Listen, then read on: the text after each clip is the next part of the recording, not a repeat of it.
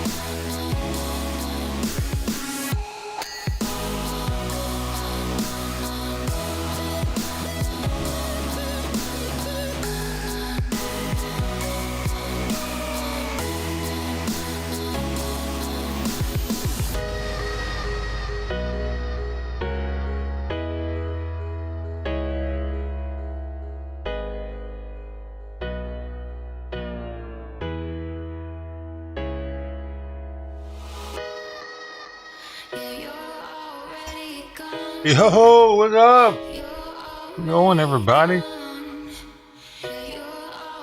Manuel Ferrero, welcome back. I'm sorry for your troubles. Glad you're here, though. Ted Thomas, Two Will Pines. Good evening, everybody. Toodles McGee. Thanks, man. Good to see you, too, Ted Thomas.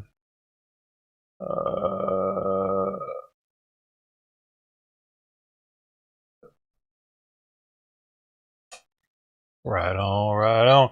Hey, you said, have I seen him? I saw him twice at Red Rocks. I've seen him twice, man. Front row. Both times. I had half of the front row for one of the shows. Literally, there was 80 front row tickets for Red Rocks. I had 40 of them for the Dead Rock show in 2016. I could have had it full of homeless people. I thought about it. Just giving them away to homeless people downtown Denver. I'm crazy. I'm busting them to the front row with me. Yo ho, Rowdy Train! How's it going, man? Have you, though? Have you seen them at Red Rocks, too? We had these people doing their thing up here.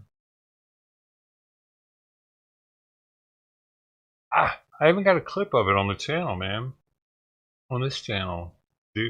Zed's Dead clip from I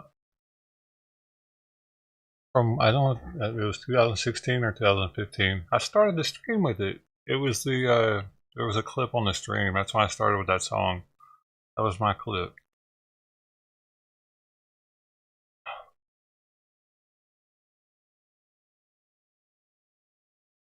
Are we doing this? Are we gonna watch these people? Are we ready? I don't know how much longer this is gonna be on. People want to go and talk to Putin. Guess what? So did George W. Bush. So did Barack Obama. So did Donald Trump. And so did Joe Biden when he said a small invasion wouldn't be so bad. Every one of them has been wrong. And the fact of the matter is, we need to say right now that the Chinese-Russian alliance is something we have to fight against, and we are not going to solve it by going over and cuddling up to Vladimir Putin. Look, Donald Trump said Vladimir Putin was brilliant and a great leader. What do you do? This is the person who is murdering people in his own country, and now not having probably not near as badass as they are. Going to Ukraine to murder innocent civilians and kidnap 20,000 children. Dude, you're close to Red Rocks. If you think that's where it's going to stop. If we give him any of you, it's not the same as it used to be, unfortunately. 2016 was the last good year. After 2016, the sound ordinance at Red Rocks got extremely strict, and because of the people in the neighboring area in Morrison complained, and yeah, it's whatever. It's beautiful. But it doesn't, dude, if you're up at the 70th row, this is the top row, it's so bad that they now broadcast simultaneously over a radio station so you can listen to the show while you're there, if you're up too high. They were when I left. Isn't that crazy? They said it was tearing the rocks were getting messed up from too much bass or something. That we're talking about here, which is we're in a Cold War. It started in 2015. Been doing that. Also in a economic war through what we're doing with agriculture. That's the last year Base Nature was there because of it. With them relative to cyber war, we get attacked every day in North Dakota, every state, every school. I don't know if I'm trying to watch this, dude. Honestly, I'm thinking about it. Russia, Iran, or North Korea. It's more for clickbait to get random people to come through here. I don't give a shit about these people. I'm sorry. They don't have a chance at fucking being in it. This is just for show. It's so that they can get their name out and maybe be a governor next year or something. That's what this is for. For these people. That's the only reason why they're there. Closer to nuclear weapon, which pushes all of the Middle East closer to China and Russia. They know they're not going to win. It's absurd. And then, of course, we're going to give Ukraine to Russia, and then we're going to give Taiwan to China, and think that's a foreign policy. That will make our nation less less successful, make us more poor. And at the core of all that is subtitles energy at policy, least. because China imports 10 million barrels of oil a day. Yo. They're the largest importer in the world, and we've had 4 cabinet members from the Biden administration there this summer, and none of them talked about U.S. Rumble energy. doesn't have the subtitles. First one to go to each of those countries was Kerry to talk about the folly of the climate policy, which is making the world less stable. It's empowering dictators. It's not about climate change that we need worried about. It's about the Biden climate policies that are actually the existential threat to America's future. Thank you. Can I speak about Governor Haley, Oh, shit. Mexico's I need president, like more room. who supports sending U.S. military into the country, Who cares? quote, scoundrels. Mexico is the United States' most important trade partner and border security. Well, hi You to say you will send special Bush operations cartel. to What attack the cartels did in you Mexico. say you were working with veterans for? This means boots on the ground, drone strikes.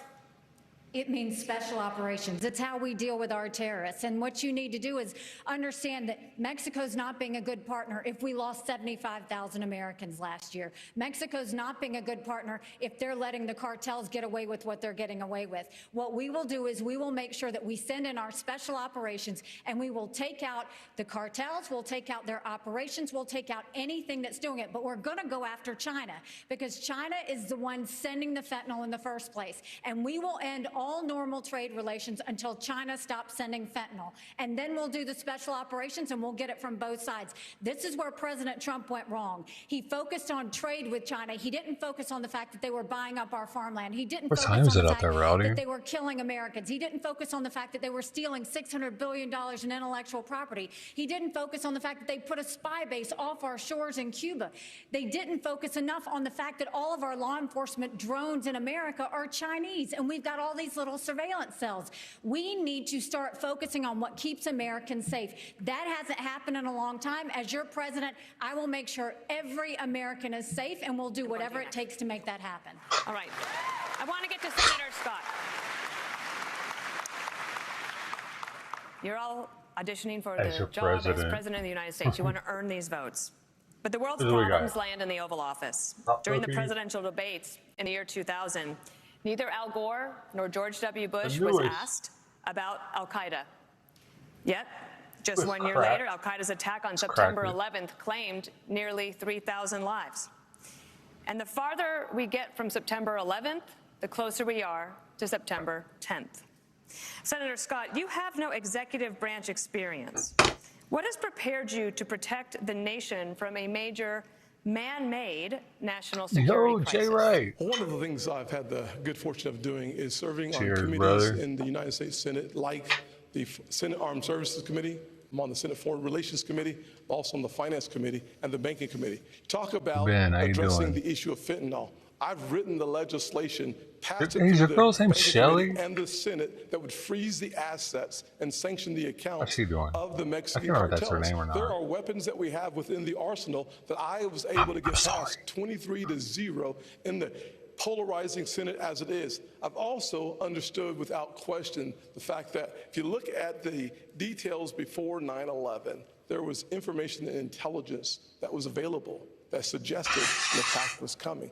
Having the right intelligence partners with us is key to making sure that we prevent the next 9/11 from ever happening. Having that experience for the last 10 years is really important in getting the job done. 30 seconds to you, Mr. Pence. Well, I think you asked a question about executive experience. I think it's vitally important. And I stand before you today as a candidate for president because I think this country's in a lot of trouble. Right? And you hear the fire on the stage tonight. You hear the fire in all of our voices. And it's because Joe Biden has weakened this country at home and abroad. This is a time for those of us that have the experience. Yeah, we miss you too, right? I was starting to get worried. Tested experience and a commitment to the conservative agenda that Ronald Reagan brought forward in this party of a strong national defense, standing with our allies, standing up to our enemies, supporting limited government and traditional values, need to step forward. Understood. Because frankly, our party does face a time for choosing, as they said at the top of this debate. whether we're going to stand on the foundation of that conservative agenda that Ronald Reagan poured, or whether we're going to follow the siren song. Oh, she killed you, man. I was like, dude, what if like most qualified and most consistent she killed him in this field, and they stole his organs or something? You know what I mean? You were freaking us out a little bit. I was talking about going to Thailand and finding you and shit. This is months ago.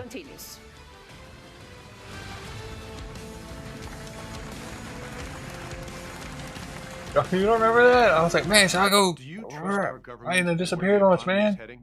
Does the thought of losing your hard-earned retirement savings? What's really going on? Dude, they got 260,000 people watching this stream right here on Rumble right now. Okay. Not wrong. Yo, people just left without saying bye. How fucking rude, dude. You know what? You deserve to burn in hell for that. I'm just playing. Don't demonetize me again, YouTube, please. I'm gonna get it eventually. Who cares? Fuck it. I'm ready for it. I'm fucking ready for it.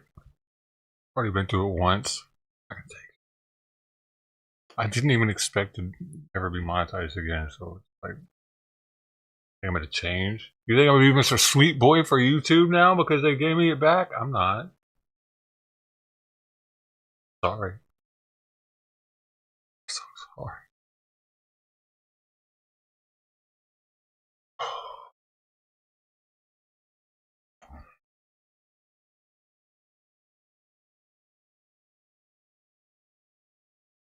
Oh, I have to hit this.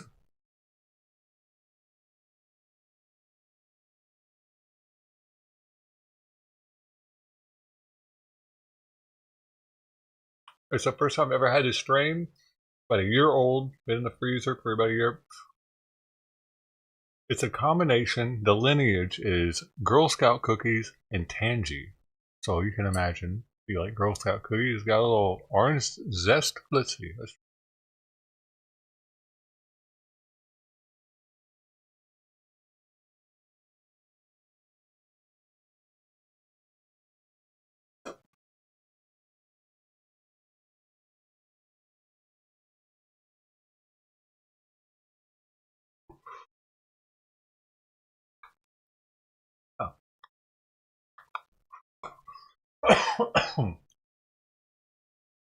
I think it needs a little bit more heat than the last strain I was having.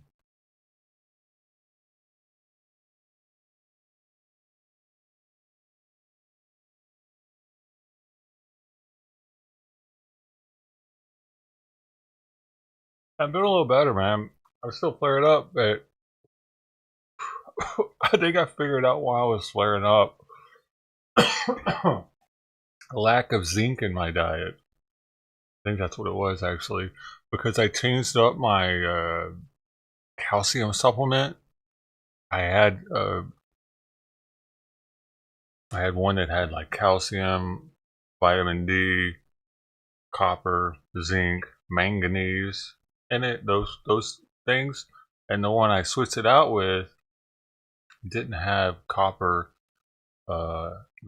manganese, or it's the same brand, but didn't have those, or zinc. And I started doing some research on it this morning after I switched back to that one, to the one that has the zinc and copper 2 days ago or so, or yesterday, because I was thinking maybe that was it, because it's been like, I don't know, 3 weeks that I'd been off that one. And I looked into it, and sure enough, man, like zinc, there have been studies done for zinc and copper in aphthous ulcers, specifically zinc and copper. Who would have known? But they showed that it wasn't so much the copper, but it was the zinc deficiencies that people were showing. And once they got on a zinc regimen, it helped out tremendously with their outbreaks. So we'll see. I think I picked up some zinc from Costco when I went to pick up Simon's medicine. I got some extra strength zinc, so we're going to see if that knocks it out completely. Hopefully, fingers crossed. I'm my own doctor. Doctors don't tell you to take vitamins; they just give you prescriptions, dude. The courts won't let you. Mr. Ramaswamy, I do the research yourself how would for you bring down prices without vitamins, immediate like drilling? Well, look, I think that we do have to run through the courts and get through that administrative state to make sure we're using the natural resources here at home. But here's the other thing that we can do. I do feel better than I did yesterday, for sure. It addresses the national debt as well as brings down prices. Put people back to work. We are using taxpayer money to pay people more to stay at home than to go to work. That is wrong. That contributes to our supply chain crisis. It contributes to inflation. That's the easiest way to unlock this economy. And here's the other thing. We have to put the Federal Reserve back in its place. This is an agency that has gone rogue. So in January 2026, when I have the opportunity as their next commander-in-chief, we will have a new chairman of the Federal Reserve who places priority on dollar stability, and then most importantly, send packing 75% of the administrative state, reduce the federal employee headcount by 75%, rescind 50% of unconstitutional federal regulations that are shackling businesses, both large and small. Dude, I never got one of those. That's pretty cool. That's how we unleash good job, Coin. That's how we revive the I never did a good enough job, probably. constitutional republic rather than this technocracy and aristocracy. That's pretty cool, though, man. I think one of the frustration was in just a few short years, we achieved energy independence. We became a net exporter of energy for the first time in 75 years. But on day one, Joe Biden declared a war on energy, which was no surprise because when Joe Biden ran for president, he said he was going to end fossil fuels. And they've been working overtime to do that ever since. If I'm president of the United States, we're going to open up federal lands. We're going to unleash American energy. We're going to have an all-of-the-above energy strategy. And I have a plan that actually would not only reclaim energy independence, but in 2006, America lost our position as the leading energy producer on Earth. I believe in the next 10 years with the right policies and experienced leadership in the White House, we can reclaim our role as we were the leading energy producer on Earth. How is that possible with the Middle East cranking it out? Governor Haley, reaction to that, please. As the only person who's leading an energy state, could I answer the energy question? No, Governor Haley. So, the first thing I'll say is what I saw at the United Nations is energy security is national security. We need a president that understands we have to partner with our producers and make sure that we have their backs. What you don't need is a president who is against energy independence. Ron DeSantis is against fracking. He's against drilling. He's been against, you did it. He always talks about what happens on day one. You better watch out because what happens on day two is when you're in trouble. Day two in Florida, you banned fracking, they fired him, dude. Offshore drilling, you did it on federal lands, and you took green subsidies that you didn't have to take. Governor DeSantis, you were mentioned. You have the right to respond. 30 seconds. Yeah. I just did a plan out in West Texas for American energy dominance. We're going to choose Midland over Moscow. We're going to choose the Marcellus over the Mullahs, and we're going to choose Bakken over Beijing, and we are going to lower your gas prices. We are going to get that job done because it's important for our national security, it's important for jobs, and that's one of the best ways to drive down inflation. Governor DeSantis, Governor DeSantis, Governor DeSantis, this question is for you. Our voters enacted a constitutional amendment. You banned it before they voted. No, it's not true. You banned it before they voted, and not only that, fracking wasn't totally wrong. They voted it in. That's what we did. Onshore, we do it in Florida, Texas, but we do it. But that was the constitution. So that's just wrong. And let's just get real here. My plan will get the job done. We are going to be energy dominant, and that's what's going to happen. And the voters didn't even vote on fracking, and you banned fracking. We are moving on with this question for Governor DeSantis. Governor, excuse me, we cannot talk over each other. We must respect each other's time. My apologies for that. I'm ready, Governor DeSantis, this is your I used to frack. The Biden administration is hell-bent on student loan forgiveness, but you say colleges should be on the hook when graduates cannot pay their debt. How does that address the cost of college? The cost of college itself? Because the colleges are going to have to make a decision. Do we expand the gender studies department, knowing some of those graduates may not have great learning opportunities? No, they're going to focus on the things that really matter. They're going to make different choices. They're going to try to graduate people in 4 years. They get military to do fracking. Ex-military, you know? They go to the bases to recruit them. The families, my wife and I were invited. That's how I got into it. To be there, and it affected my life. I was an electronics tech for a fracking crew. As a result of that, I had been a blue-collar kid, minimum wage in Dunedin, Florida. I ended up getting through Yale and Harvard Law School, and somehow came out more conservative than when I went in, and that is not easy to do. Had a lot of opportunities to make money, but I wanted to serve, and I'll never forget coming back on the plane from Iraq, landing in Coronado, California, North Island, and feeling that breeze off the Pacific Ocean and say, you know what? I am lucky to have been born an American, and I think being able to serve, and I'll be the first president elected since 1988 who's actually served overseas in a war, I think that's going to help me as commander-in-chief to know how you see these issues and understand that there are real lives at stake for people that wear the uniform. And we know that Governor Haley's husband is serving right now as well, and we thank him for that. Senator Scott, the national debt has nearly doubled in your time in office. The approval rate for Congress is at a mere 19%.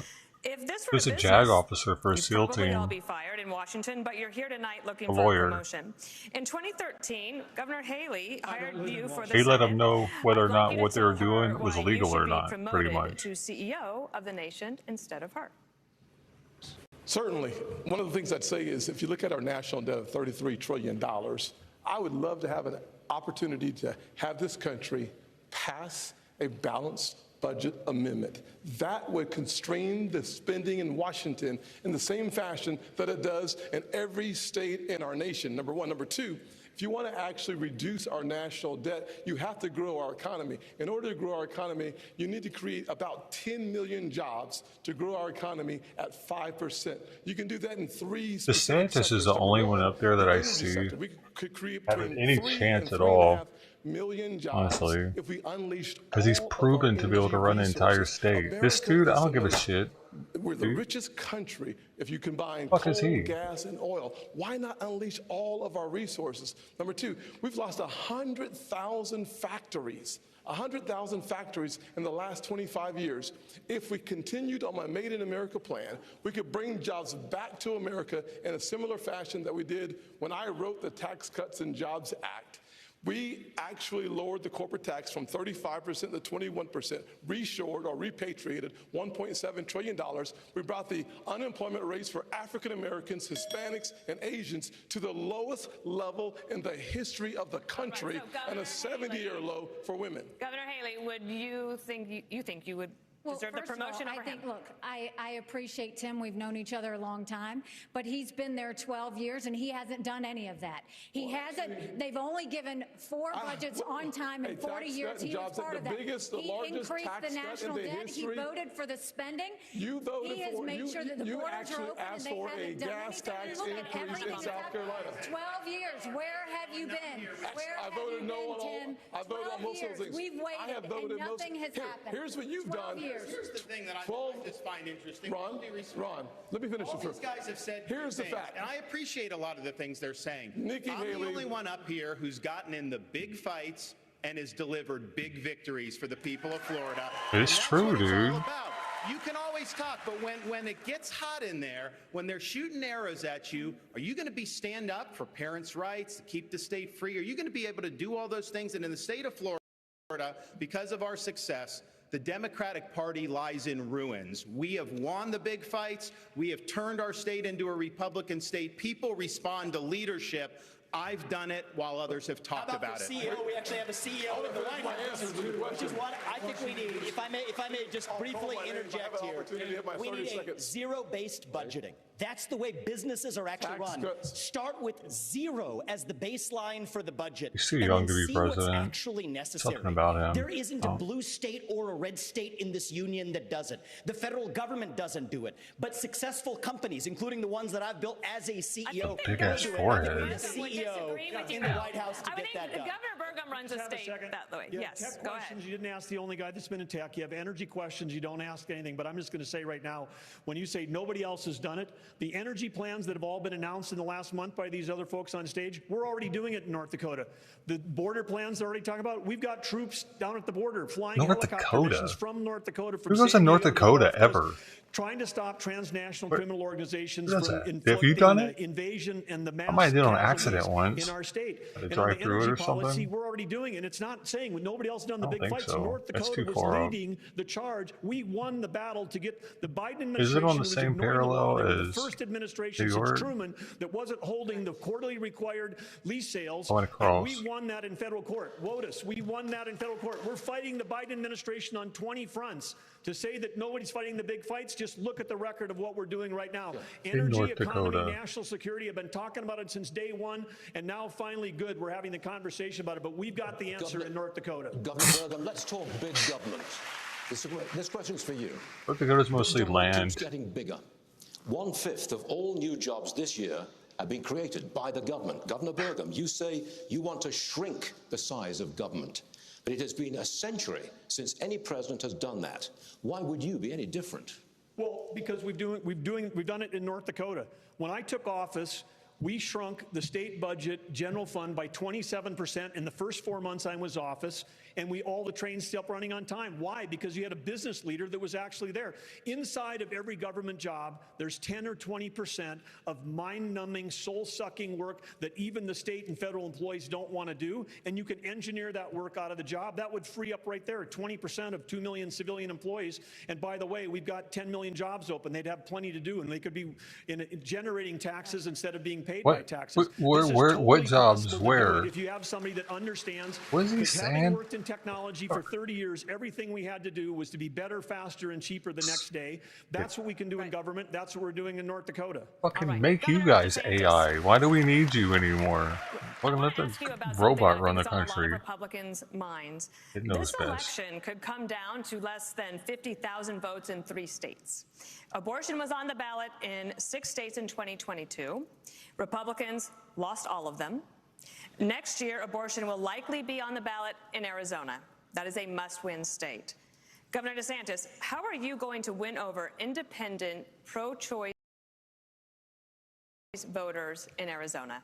Same way we did in Florida. We won the greatest Republican victory in a governor's race in the history of the state, over 1.5 million votes. We were winning places like Miami-Dade County. Yeah, but he had Trump's attaboy because we were leading at the time. Purpose and conviction. I reject There is this that for idea that one. that pro-lifers are to blame for midterm defeats. I think there's other reasons. He's pissed for that. off a lot of Trumpers. The former president, he's missing in action tonight. He's had a lot to say about that. He should be here explaining his comments to try to say that pro-life protections are somehow a terrible thing. I want him to look into the eyes and tell people who've been fighting this fight for a long time. My wife and I earlier today were at the gravesite of President and Mrs. Reagan, and I noticed that there was a quote where it says, every single person has purpose and worth. We're better off when everybody counts. And I think we should stand for what we believe in. I think we should hold the Democrats accountable for their extremism, supporting abortion all the way up until the moment of birth. That is infanticide, and that is wrong. Let me ask Governor Christie. Governor Christie, do you think that Republicans... Yes, I will. Okay, Governor Christie, do you think that Republicans can do that in Arizona if this referendum is on the ballot there? Yeah, because I did it in New Jersey, Dana. You know, it's... Then why are all these other states New losing? Jersey. Well, because they don't have leaders in those states who are leading the fight the way it should be led. And New Jersey's disgusting. I was a governor here of the only blue state armpit that's of New represented York. up here. This is where the fight is really tough for Republicans, and those are the states that we're going to have to try to win if we're going to win the White House back.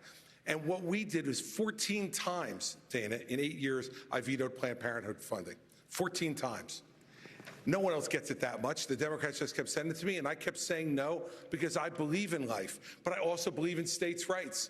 And I think we fought hard against Roe versus Wade for decades to say that states should make these decisions. So we're going to have those fights in the states. But what you need is a leader who can talk to people and make them understand that if you're pro-life, you have to be pro-life for the entire life, not just the 9 months in the womb. And we talked a lot about fentanyl tonight, and we haven't spoken one moment about treatment. But we need to make sure that for the drug-addicted 16-year-old on the floor of the county lockup, her life is precious too. And we need to be providing treatment to cure this as a disease that it is. If you're pro-life, you got to be pro-life for the entire life. We start talking like that, they're going to do what I did in the blue state, which was get reelected with 61% of the vote and won 70% of independents and 51% of Latinos because I told them the truth from my heart. Federally funded juvenile drug treatment? That could get expensive. That could get fucking stupid. I don't know if I'm down with that. My parents take care of that shit. The Hispanic community. Insurance, Only whatever. Governor DeSantis has translated his campaign into Spanish. How will you reach out to Latino voters? Well, I promise you that we're going to continue to build bridges to every community in this country. And I'm incredibly proud of that. He talks fucking tax cut and tax reform bill. I worked on Capitol Hill to help get that bill passed into law, the largest tax cut in American history. We saw literally the lowest unemployment ever recorded for Hispanic Americans, the lowest unemployment ever recorded for African Americans, 50-year low for women. So I think the President of the United States needs to be a champion for the American dream for every American. It begins with the unborn and the aged and the infirm, and it begins with every ethnic group in this country. And I promise you, if I'm President of the United States, I'll be a champion. I'll be a champion for the American dream, for Hispanic Americans, and for every American. What the fuck is a Hispanic, though? Yes. Hispaniola is a country, right?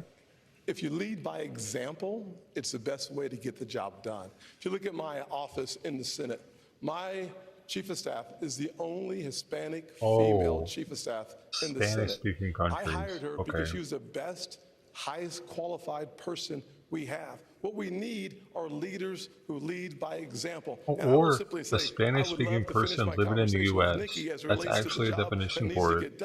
No idea. Offered a 10-cent gas tax increase in South Carolina. Talk about someone who has never seen a federal dollar she doesn't like.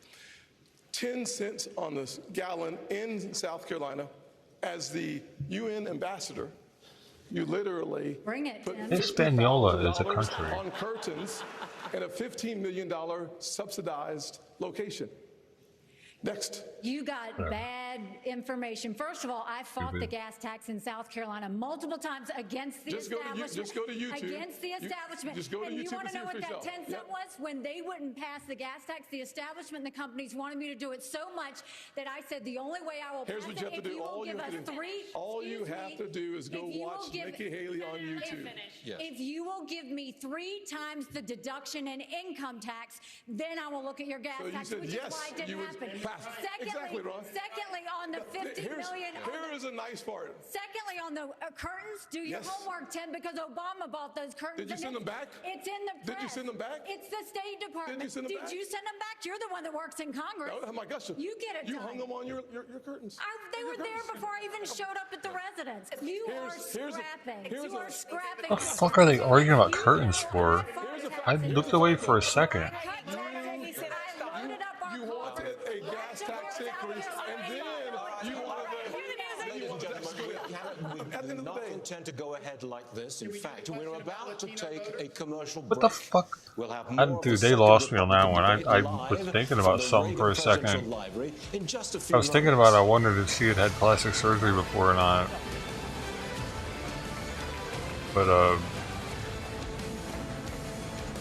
do you trust our government and where the economy is heading? Curtains? Does the thought of losing your hard-earned retirement savings to DC's reckless... He was like... I've been thinking about that for a while. He was waiting to drop that on her. What about the curtains, huh? Thought I forgot about the curtains you put up. I wanted new curtains too. Bitch. He wanted to beat on them beef curtains?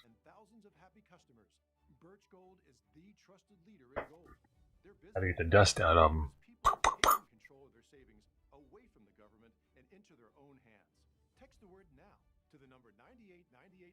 Bitcoin BMW, what's going on, man? How you doing?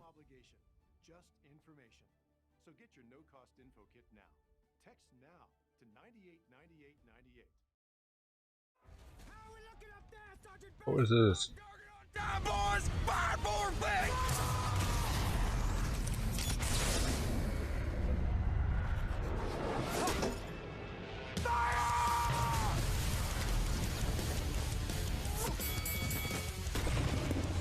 My first Black Rifle coffee commercial.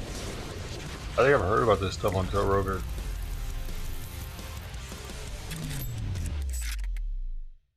I became a professor at the University of Pennsylvania. You make me miss being a professor at Penn. I was a professor at the University of Pennsylvania. I was a professor at the University of Pennsylvania. I became a professor at the University of Pennsylvania. I was a professor at Penn. Was he? A professor at the University of Pennsylvania. Professor at the University of Pennsylvania. I was the Ben Franklin Professor of Practice at the University of Pennsylvania.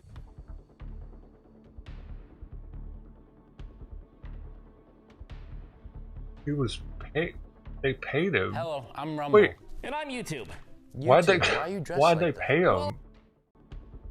Was paid. Yeah. You mean, like, Weird. Labeled as misinformation. Dude, I was watching something earlier today. What if I want to ask questions? Apparently, the whole Biden Hunter thing is getting fucking crazy. Have you guys been seeing that? What I watched earlier today on it. Hold up, let me get this out of my way for a second.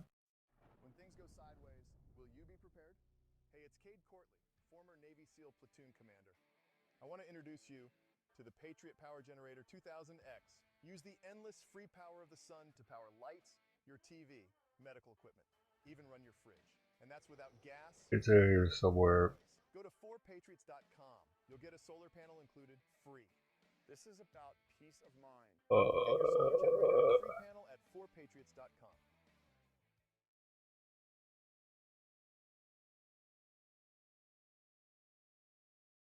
You can just see what I looked at today. Oh my gosh, where is it?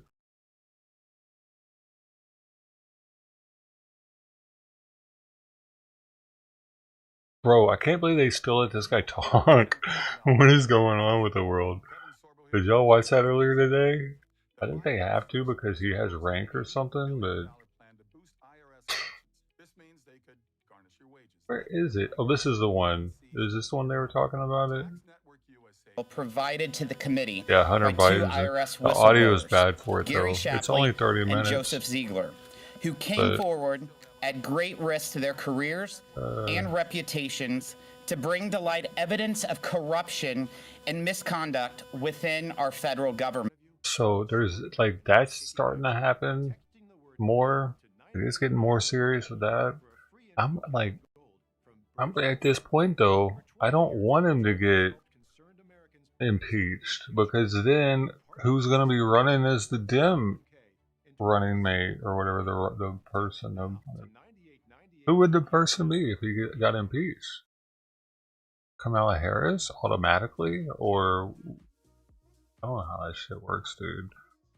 They want him to get impeached though because they know that he's going to lose. That's what I'm thinking. Like, I would think the Republicans should want him to stay in at this point so that they get to run against him and not somebody else. But we only have a few minutes. And there's no way he wins. It's now obvious that if you all stay in the race, former President Donald Trump wins the nomination. None of you have indicated that you're dropping out. So, which one of you on stage tonight should be voted off the island?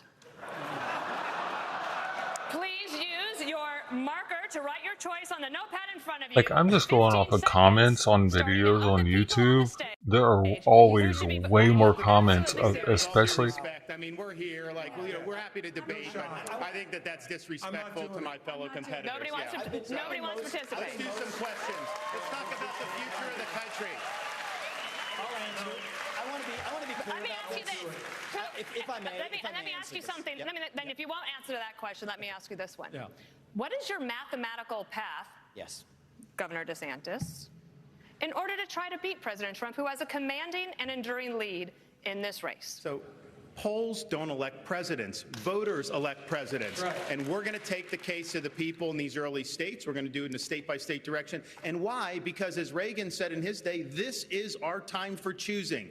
We are not getting a mulligan on the 2024 election. Republicans have lost 3 straight elections in a row. We were supposed to have a red wave with inflation at 9%. It crashed and burned. Not in Florida, it didn't. We delivered it in Florida. And so we've got to choose right. We've got to win. And we need somebody that's going to be able to serve 2 terms. So in January of 2023, they'll be able to address the nation saying, we turned the economy around, we secured the border, and we fended off the threat from communist China. As your president, I will get that job done. Governor Christie, I believe I did see you write something.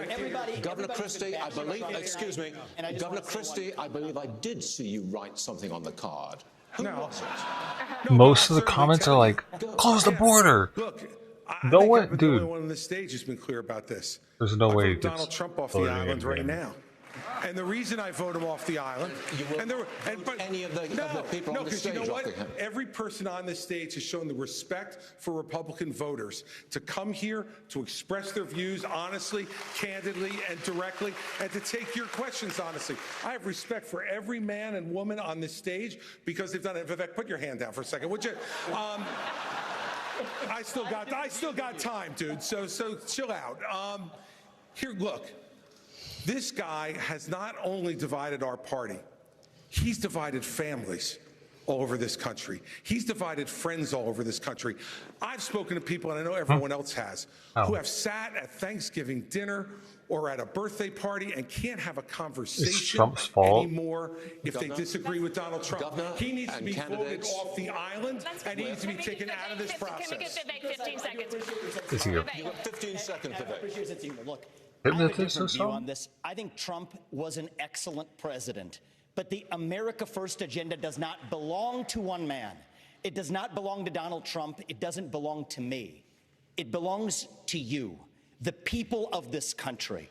And the question is, who's going to unite this country and take the America First agenda to the next level? When we rallied behind the cry to make America great again, we did not just hunger for a single man. We hungered for the unapologetic pursuit of excellence. So yes, I will respect Donald Trump and his legacy because it's the right thing to do. But we will unite this country to take the America First agenda to the next level, and that will take a different generation to do it. Oh, you're too young, dude. The bruiser. Does it for the second Republican primary debate live from the Ronald Reagan Presidential Library. Thank you to all the candidates. We've loved having you here tonight, and we will see you out on the campaign trail. Have a great evening. Thank you. How old is he anyway? Good night. Buenas noches. What is noches? What's wrong with you, lady? Shut up. Hi, welcome to Hannity. That's for all the immigrants. That's for all the illegal immigrants who are watching. Buenas noches. What else did I watch today?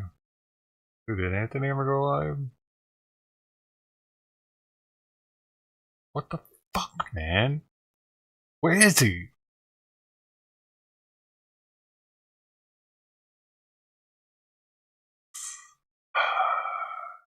He's at the border, man. Where is he?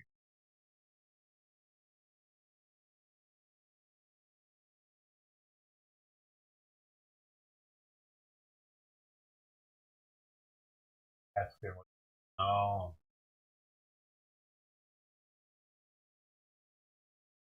Still around here.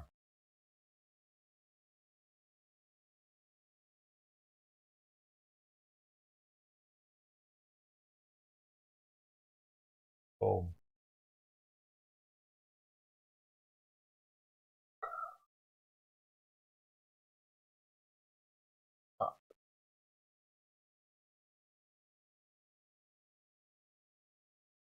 Oh shit, he took my mod away, dude. Sad face. Wonder why. That just happened today, actually. Ah.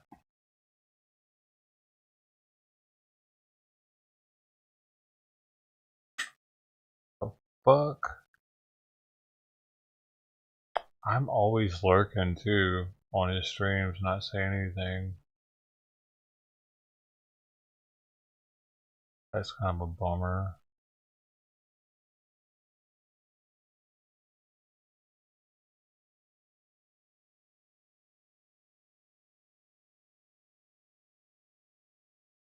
I never even banned anybody.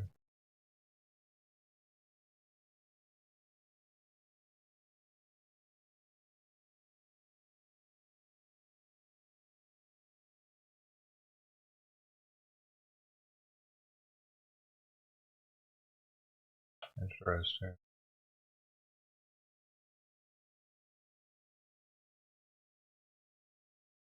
Fuck. That sucks. The guy wasn't giving him enough money. Probably. Donated to him in a while. Probably what he goes off of. Must be. Why else would he demod me? I didn't do anything. Fuck. That's annoying though when that happens, isn't it? Like, really? But I was just talking yesterday in this chat to the other mod. I was saying random, maybe he didn't like what I was saying. Damn, I was actually sober too.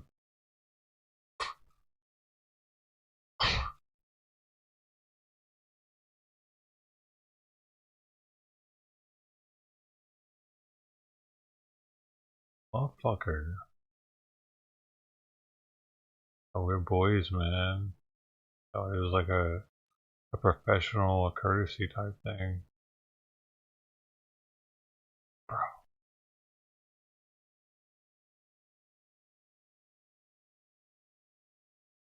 This was interesting. I watched a bit of this earlier.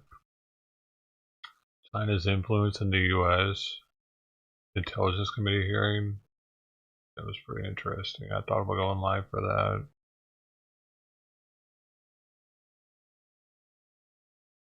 Didn't know how long it was going to last, so sometimes these things only last for like 30 minutes.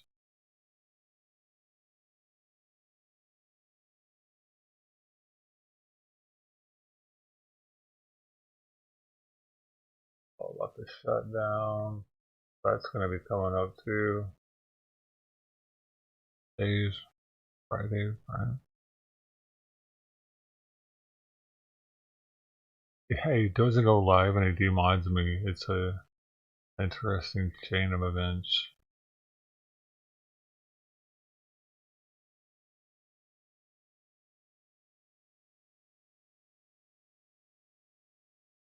This dude lives in Long Beach Griffey.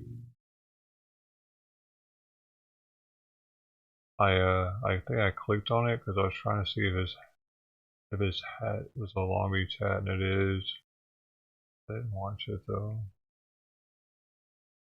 I don't hardly ever watch that dude. It's funny, but...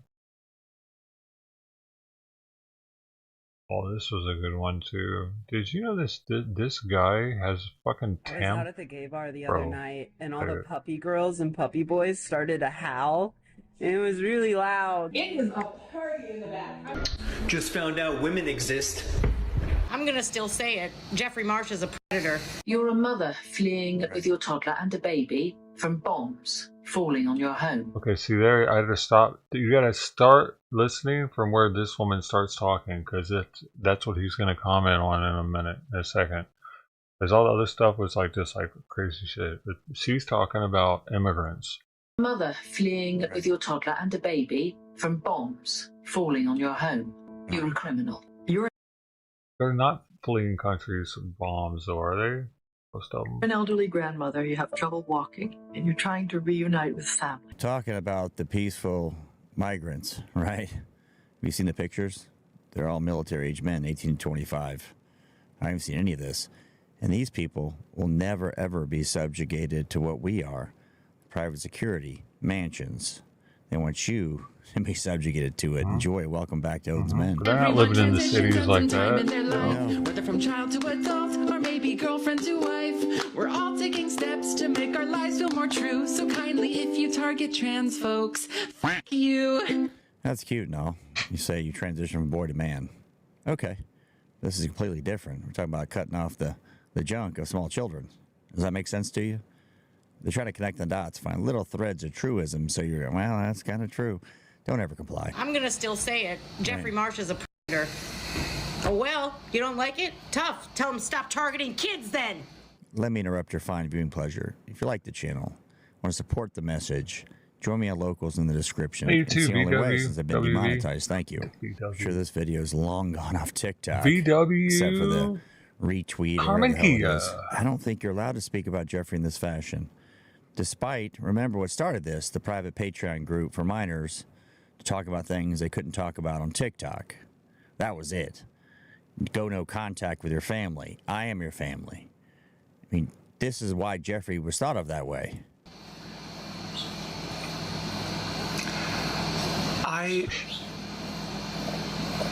I can hold your pain.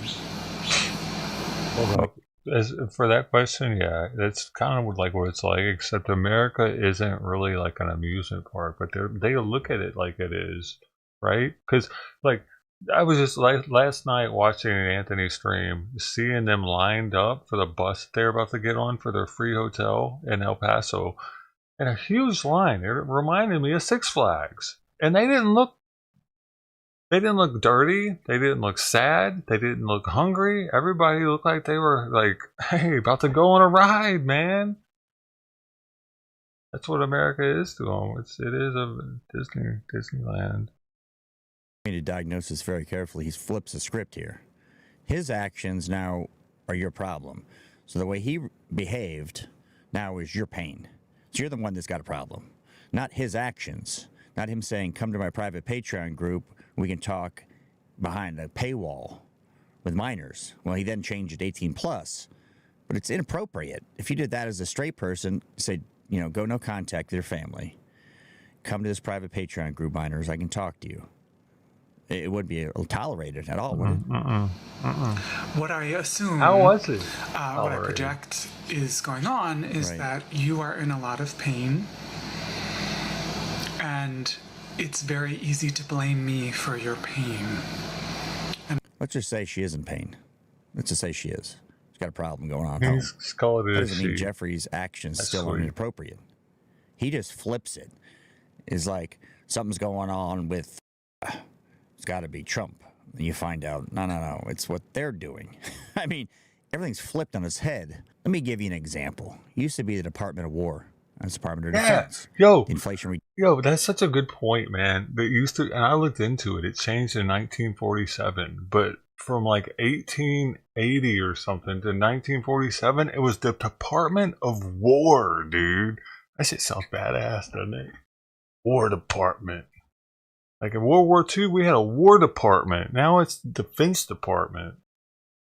And he's got a good point here, though. I looked into it because I was like, yeah, like, because we're losing that kind of knowledge. Like, people are it's going to be common knowledge for it just to be the Department of Defense, and it was for me actually at this point. I mean, everything's flipped on its head. Let me give you an example. It used to be the Department of War. That's Department of Defense. The Inflation Reduction Act. Inflation goes higher. You see, everything's in a fantasy, bizarro world. And I'm very sorry that you're in pain. And I wanted to let you know that throughout my life, I have seen a lot of pain. I've been around a lot of pain. I've experienced a lot of pain. Worst too harsh of a word. What? Migrants have been carb loading and getting pregnant. I bet. And I can be a sponge for you. That's disgusting. I can take your pain. So Jeffrey's a savior. He's a martyr. He's a messiah. You should worship Jeffrey. His actions, totally appropriate. Your response, inappropriate. So if you respond and you're upset about someone's actions, now it's your response that's the issue, not his actions that it is. Sorry, they, them's actions. I think that's Jeffrey's pronouns. Probably could have changed. But does that make sense? Like inappropriate actions by Jeffrey Marsh saying, minors come to my private group so we can talk in private. And I posted videos. They talked their sexuality discussed. That was a thread. Yeah. But Jeffrey can't be canceled. PBS. Why? Good Morning America. Apple promoted his I've book. never heard of this fucking TikTok. weirdo. The person is untouchable. Think about that. Procter & Gamble, a Tampax sponsorship. Look at the image. Tampax sponsorship. Like, for real, how is this guy not considered a pedophile if he's got kids in a group and talking about, like, what are you attracted to, huh? What turns you on, huh, kid? Like, if he was a straight dude, just a regular dude in a trailer park trying to get some kid to some private group doing that, he would have fucking Chris Hansen wannabes at his door in no time. You know how many of those there are now on YouTube? Shit. You know what I mean? I don't mind. Right. God, this they, them. I have to say, because it's so stupid. I don't see how they're not mindful enough to see how they come across. Joe America here is upset because I said you can be a woman without a uterus. Now, to me, as an anatomy person, this seems like a foregone conclusion because there are people out there who identify as women who have had their uterus or ovaries or... We're not talking about hysterectomies or some surgical matter, about DNA. You know exactly. This person's a TikTok expert on anatomy, a professor or something. You got to be serious here. We're not talking about a situation that's sad for the person. We're talking about me saying I have a uterus or I'm a woman. Other parts removed, and I assume they continue their lives unfazed and are still a woman up here. And the definition that they think is BS is the fact that I say sex is a parts thing and gender is a brain thing. And here, I just want to talk directly to you, Joe. For the sake of this, I'm going to assume that you are a male in parts and a man in your brain. So I'm not going to have this guy lecture to me, but you get the point. They're saying in your brain you can be a woman, albeit you look like me. Okay? That would be, if I thought, me personally, that I was a woman and I look like this, I need to seek help, professional help, because I'm not a woman. I may want to be a woman, me personally, YouTube. I may want to be, but I'm not going to be, because that's not how this works, any of this. But yet they'll push this as there's a different type of brain, and there may be some brain chemistry that's off somewhere, right? Probably needs to seek help immediately. I've been walking around. What's wrong with her face? She has a filter on or what? No one larger here. She looks too soft. It's so interesting. Does anyone else notice that? And maybe that's not a Paris thing, it's a European thing maybe. I don't remember in London if I saw more people my size. But... Oh yeah, she's a fat model. Anyway, she's bitching about how there aren't enough fat people in London. Dude, I get skinny shamed all the time by Americans because America is so fucking obese, dude. Honestly. Happens to me all the time. And what's up with all these immigrants that have braces? How the fuck are they affording braces?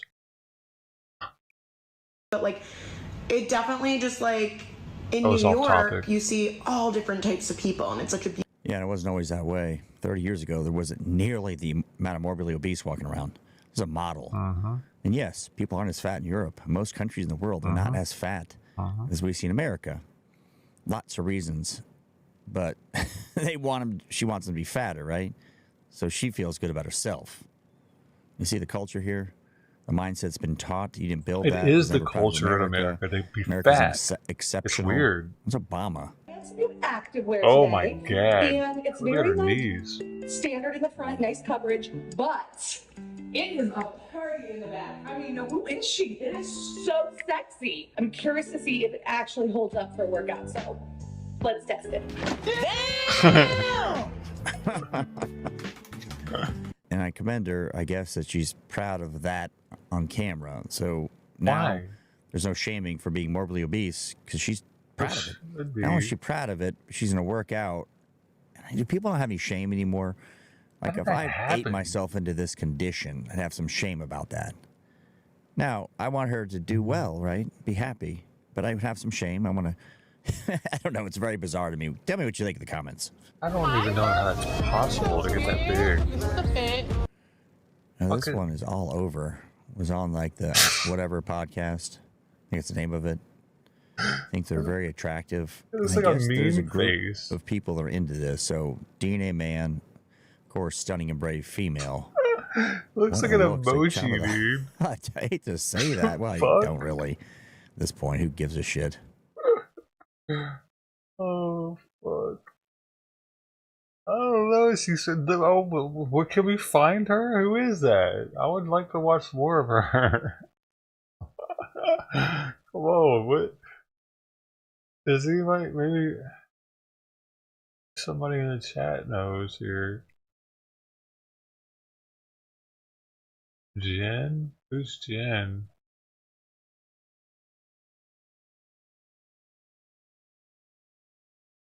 Jen?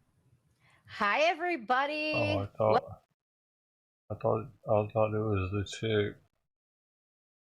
Man, I need more of that in my life, dude, for content. I could watch that.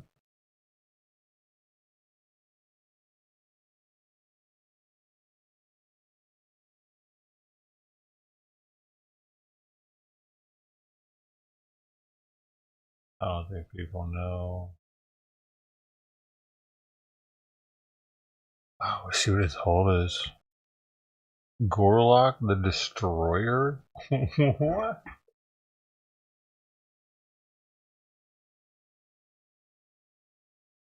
Why?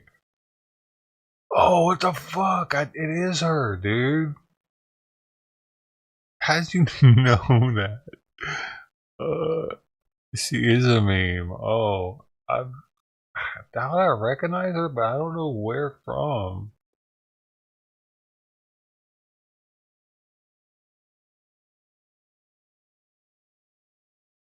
Brody in the house. How you been, man? You leveled up to freshman, dude. What? WB in the house still. How you doing, man? Busted. Oh, man. Not anymore. I'm out of here.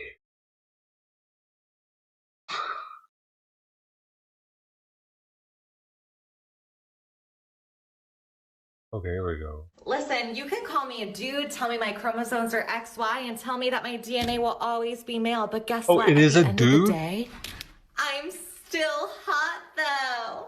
Listen, you can call me a dude, tell me my chromosomes are XY, and tell me that my DNA will always... Okay, so it's a dude.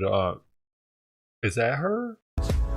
Wait. I saw the life inside the eyes. Oh no. I saw the life inside the eyes. Okay, so really quickly, obviously the diet's working, the ass is still fat, but guess what? We got our belly ring back! Period, we love to see it.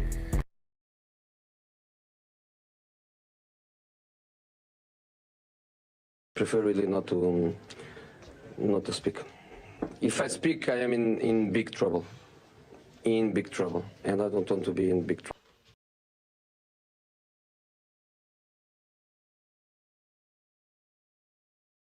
Ask everyone to rate themselves on a scale of 1 to 10. So let's do that.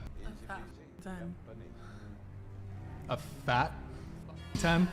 Gorlock the Destroyer, an almighty being with the power to consume all things in its path. The first thing you notice about his physique is its gargantuan build. The thick layers of blubber defend the vital organs and increase its HP up to 2,000 points. It also helps create an aesthetic V-taper. Its arms are absolutely huge, allowing for massive amounts of strength and power to be produced from the pushing and pulling muscles, making Gorlock a dangerous threat in hand-to-hand combat when paired with the 2,000 HP and defense boost. Another aesthetic part of the physique is the jaw defense. Like a helmet, the blubber also lies around the chin and jawline, creating an aesthetic chiseled jaw while also providing a high amount of defense to the face. Now I want you to pay close attention to this clip. Your man is probably in my DMs, and I could have had him as a body literally last week if I wanted to. If you listened carefully, you would have noticed that it said, "I had your man as a body." This leads me to believe it uses its physical attraction to lure and prey and consume them to increase its power. Overall, I'm going to rate this physique 1 Lizzo out of 10. Watch the physique rating on Homelander for more on this, or click on the physique ratings playlist to find someone else. Yo, Benny Mac is driving around somewhere right now. Let me see how good his stream is looking. This guy's in New Zealand. Oh, look at this. He's got it up on the thing now. Auckland, New Zealand. Alright, so we're getting up to the... He used to always start getting... when he would drive around, system here, his stream would get really fucked up. Wouldn't we? It's not looking bad While now. it's still light. Well, we can see what's happening. Oh, that's snow.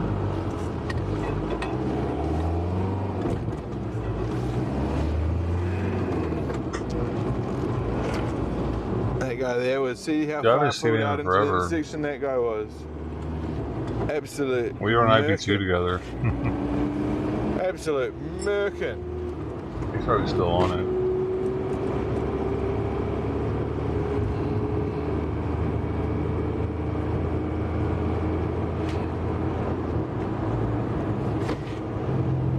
But yeah, so it's school holidays now, and you might have your green tab. That means the traffic promises to be a lot lighter than it generally is, and yeah, this is good vibes. New Zealand, and it can make the evening saving up to go to Australia and Fiji.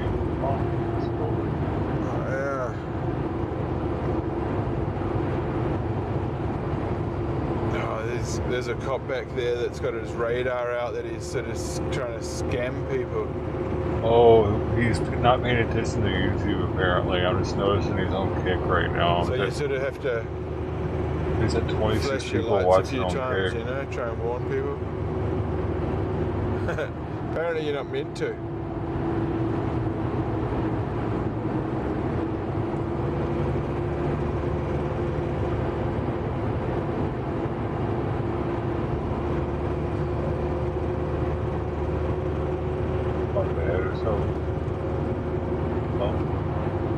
But yeah, the Oz Fiji Travel Fund, it's a biggie. I think we'll do kind of just try and do like a marathon stream, you know. See how much data we can rinse by just never fucking stopping the stream.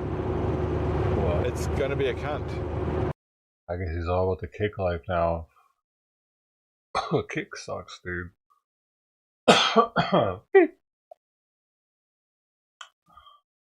I don't even multi-stream there to there anymore. Like I started this meme. I haven't heard of him. Richard Ratboy. If our views passed away.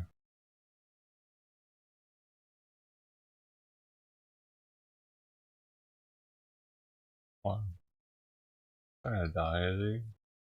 Ever. He's drinking the special juice. Ever since Clinton, they've been drinking the special juice.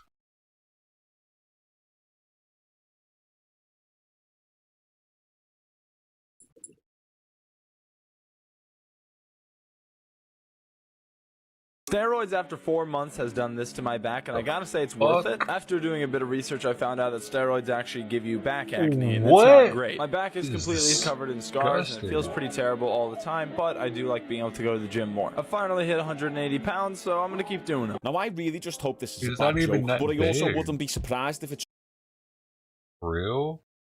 True. We've seen in the past the effects steroids can have on people's physiques and how much acne they can cause. This lad's only 20 years old and he's claiming he's jumped on steroids straight.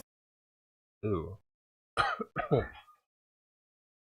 Yo, his back looks like it's falling apart right there.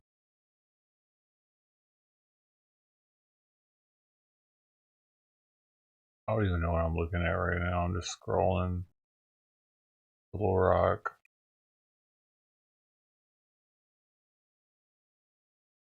Why is that for me? Fuck, hold up. Not really in his head. That can't be on YouTube, can it? There's no way. No. What that? Oh no! What the fuck? Why is they showing me this shit? Bull breaks leg? I'm not. Like, I was looking at the weird lady. Man. That would criminalize illegal use of the animal tranquilizer xylazine is making its way through the state house. That drug, also known as tranq, is increasingly showing up in the drug supply. And the bill's sponsor, Representative Carl Metzger of Somerset County, say it needs to stop. Here's Sonica Bargo. Xylazine is a very serious issue. Republican State Rep Carl Metzger says lawmakers have to do something to get xylazine off the streets. This is one of those issues where it's not illegal in and of itself until we make it that way. The animal tranquilizer is showing up more often, mixed with other illegal drugs. Using tranq can cause skin wounds, and it's not an opioid. The Narcan resistance, is another challenge with it. In June, the state's Department of Health temporarily listed xylazine as a Schedule III controlled substance to limit access. But Metzger says the product has a good and proper use in veterinary medicine. His bill, which just passed committee, would criminalize illegal use of xylazine, with an exception for veterinary use. We're trying to protect, our population, make sure that it's not abused, but also still be able to do all of the legal things that we need to do. But some have voiced concern about how vet facilities store the drug. Just trying to make sure that people who don't have the prescription don't have access to it. Because there are a lot of kids in these facilities, too. And Pittsburgh Democrat Emily Kincaid says this isn't the way to deal with the issue. This is not going to have any kind of deterring effect. She says focus should be on treatment, not jail. It didn't work These with people meth. are on it. It didn't work with cocaine. It didn't work with heroin. But Metzger says prosecution is just one option, and it can be used to identify people who need help. Criminalizing everything doesn't make it go away, but it does give us options to try and handle it. So this is a live cam. It's always live. It's called the Kensington cam. Like there's 857 people in here right now. And these people, this is why they're trying to do that law. It's really cheap. And these people are all strung out on it.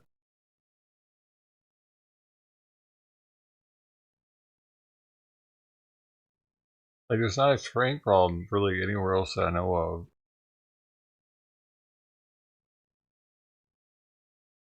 Yeah, Kensington Avenue, Philadelphia, PA. It's like the Skid Row of Pennsylvania.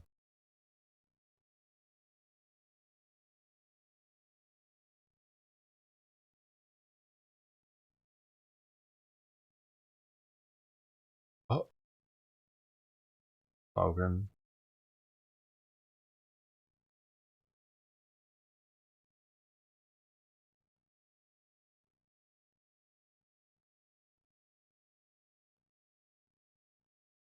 There's something in there. He's got an oil burner pipe. So I mean you can smoke hash oil out of those. Yeah, so but we all know he's probably not smoking hash oil out of it.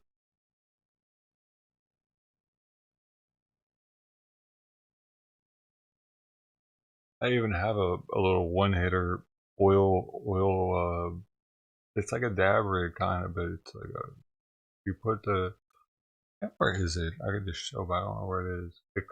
It has two pieces. You put the dab inside the glass piece and it goes on and you heat it up. I heat it up with a lighter or, yeah, heat the glass up. It's a neighborhood? Yeah, but this is an avenue also, I guess. It's all neighborhood.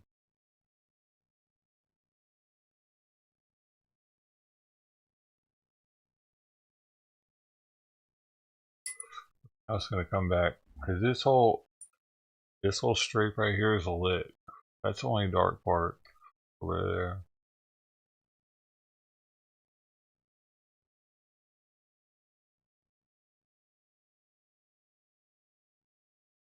We got bow-legged Jack.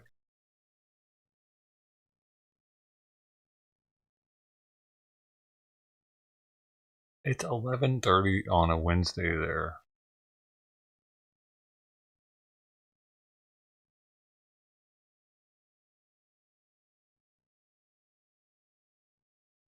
I forgot I can play music here and not have to worry about it really.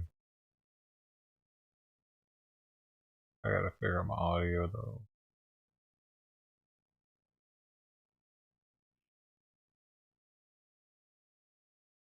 Oh.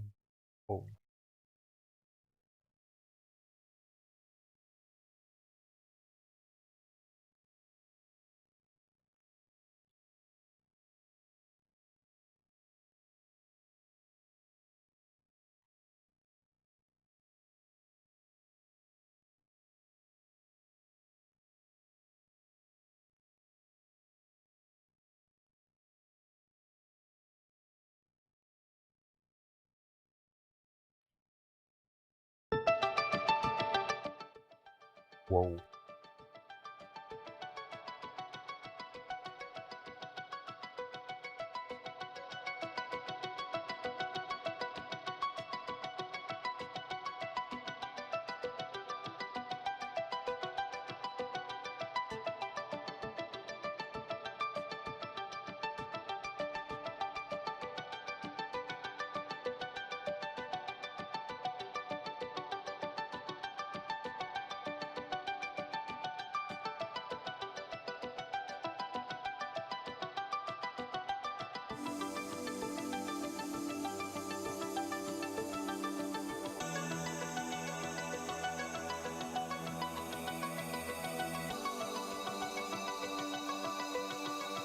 Look at how Turton is tired. Like he's got a bunch of camber on his wheels,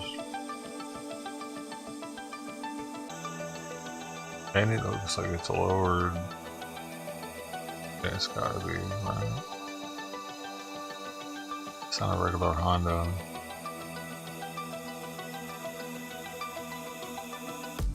He'd probably be considered a racer.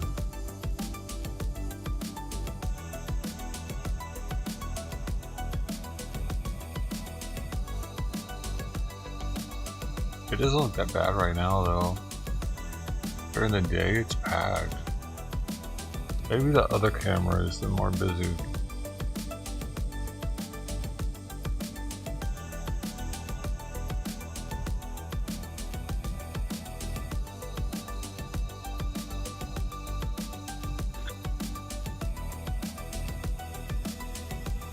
The two commanders do that, Lieber and Eric.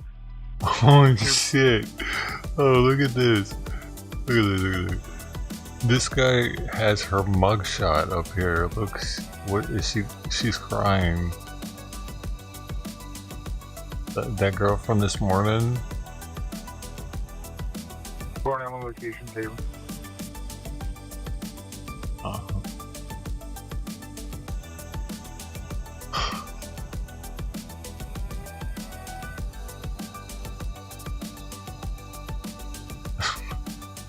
What was she thinking, man? Wow. I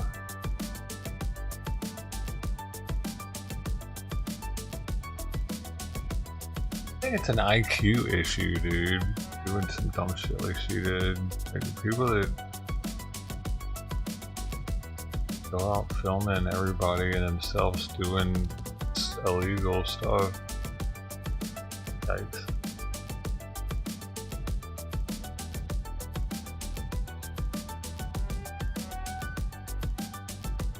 Oh, you gotta be a member to see that. Wait a minute. They both say camera 2 though.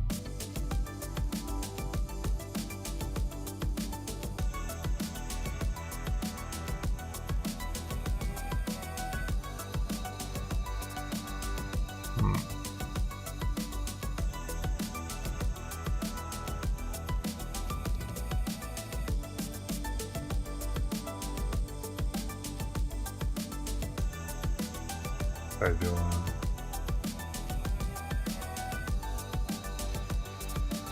He's looking for his lost rock.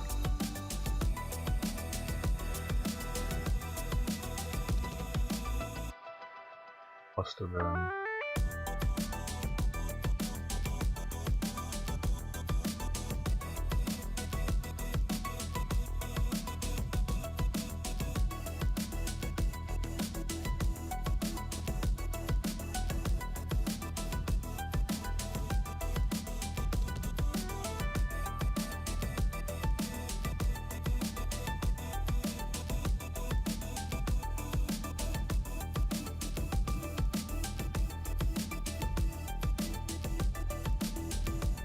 Light it on what?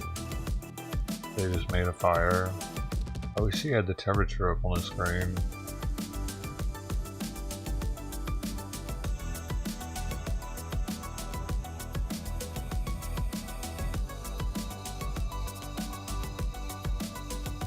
Oh, it's 60, so it's not bad there. Oh wait, that's because it's in California.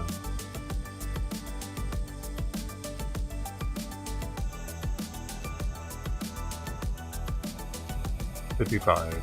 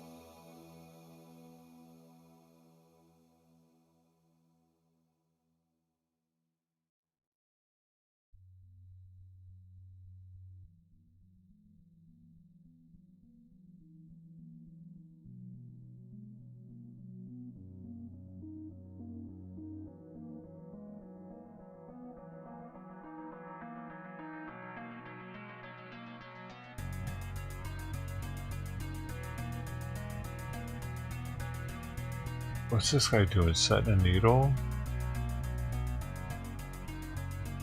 Oh no. Oh no, that's not happening. Are we?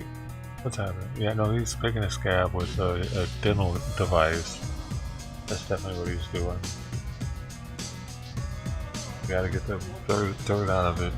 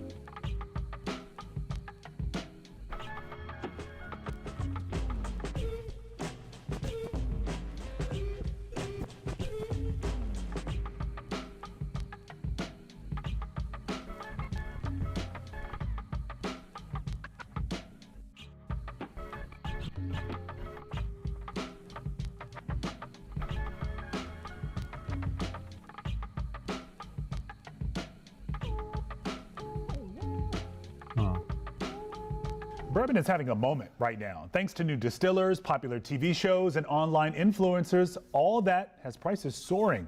And that has some whiskey lovers wondering if they're getting priced out of their favorite drink. So how can you avoid those high prices? Our Nathan Baca is looking out for your money tonight.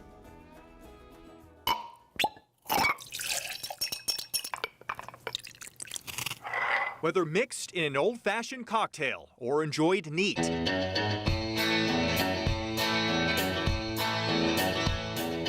bourbon is the legendary corn-based, oak-barreled Kentucky-style whiskey. It took me a few years to find it at a reasonable price I was willing to pay. From his Maryland home bar, Rob Eddington uses an app to track prices he's paid for hard-to-find bottles. I would rate the bourbon market similar to the stock market.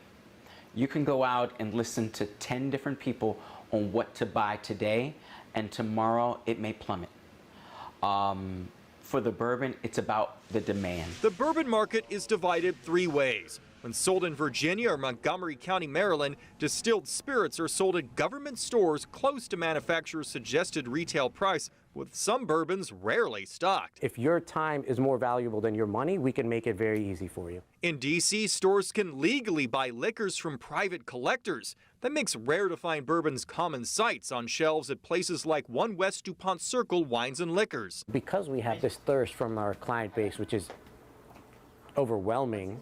And because we have this client base, which is essentially the who's who of locally and the country and somewhat globally as well, a lot of those guys, they don't care what things cost. A bourbon bottle with an MSRP around $40 can quadruple in price, pricing out customers like Eddington. I have 3 daughters in college right now, and so there's certain things I'm just not willing to pay for. D.C. is described by liquor store owners as the Wild West of bourbon because of its lack of regulations.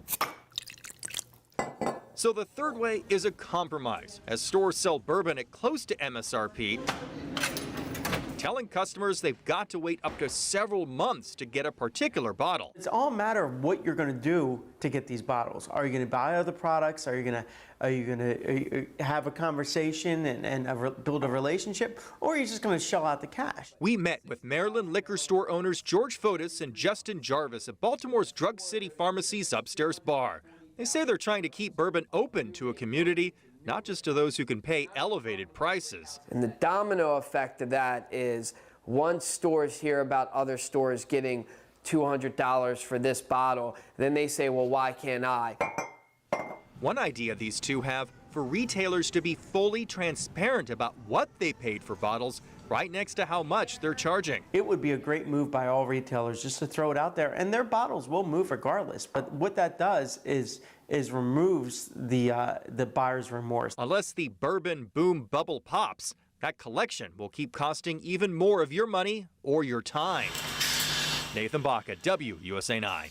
And this price boom may not be unique to bourbon. Liquor distributors say it could be coming for tequila and mezcal next because those spirits are also becoming more popular. Yep. This is from 10 minutes ago. That was the fourth review.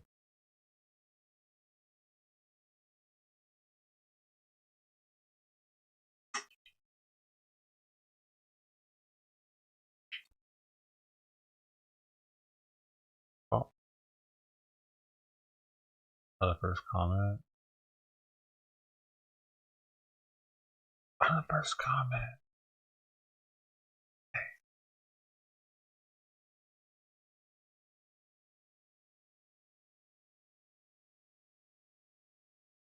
Mist, Isles, Mist, Blendis. Never heard of it. Never seen it. Does it taste like this? Does it taste like something else? Dude, Memphis is getting crazy as shit lately. 3 armed robbers are accused of forcing their way into the Cookout restaurant in Whitehaven while holding employees at gunpoint. I used to work in Whitehaven, right down the street from Graceland, actually. WREG's Bria Jones joins us now live to explain how customers are reacting to the startling crime. I'm sure they're surprised, Bria. Well, Greg, this restaurant doesn't have an option for a dine-in, but somehow these suspects forced their way in, stealing thousands. It's business as usual at this cookout location on Elvis Presley Boulevard in Whitehaven. However, overnight, there were new cooks in the kitchen as 3 armed men forced their way through an employee door. Alarming news for customers. This is a terrible thing that happened in Whitehaven. We live here, and everything is getting out of hand. Memphis police say just after 2 Wednesday morning, a woman told officers her co-worker knocked on the door during his smoke break, wanting to come back in. When she opened the door, she says 3 men came up behind him, forcing their way into the business. A man wearing a black Taco Bell shirt and ski mask forced the woman to lay on the ground while pointing a gun at her. I just find it very shocking that they got, robbed when they don't have no access, to the customers to get inside. You have to drive through only. The victims told police all 3 suspects were armed with guns, demanding they give up their phones. Thankfully, no one was hurt, but police say 1 employee was treated for chest pains on the scene. Picking up her order today, Vanessa Morley says she feels for the workers. That's horrible. I couldn't imagine being a worker and having to get on the ground. They take your cell phones and everything. I'd be terrified. I would be scared to come to work. And, they don't get paid a lot. Before running away, MPD says the suspects managed to get $4,500 in cash from the register. It definitely hurts the business and the community because then you don't feel safe to even go out at 2 in the morning to, because what happens if you were here while it was going down?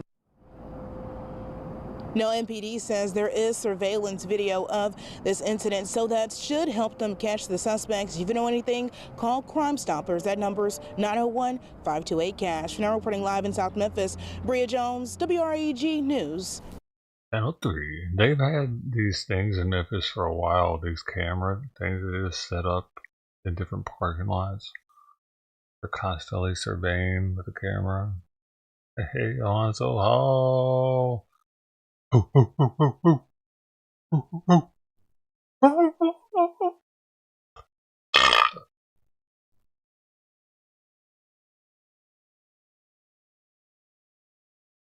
I give that one a 4.7. Oh, 3.5, 3.5, oh, 3.7, 4.3, 4.1. That's it. Right. 0.1. Log it.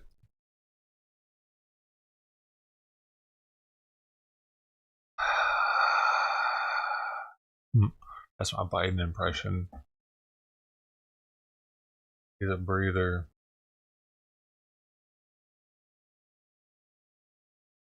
Northeast DC, 5-minute shot.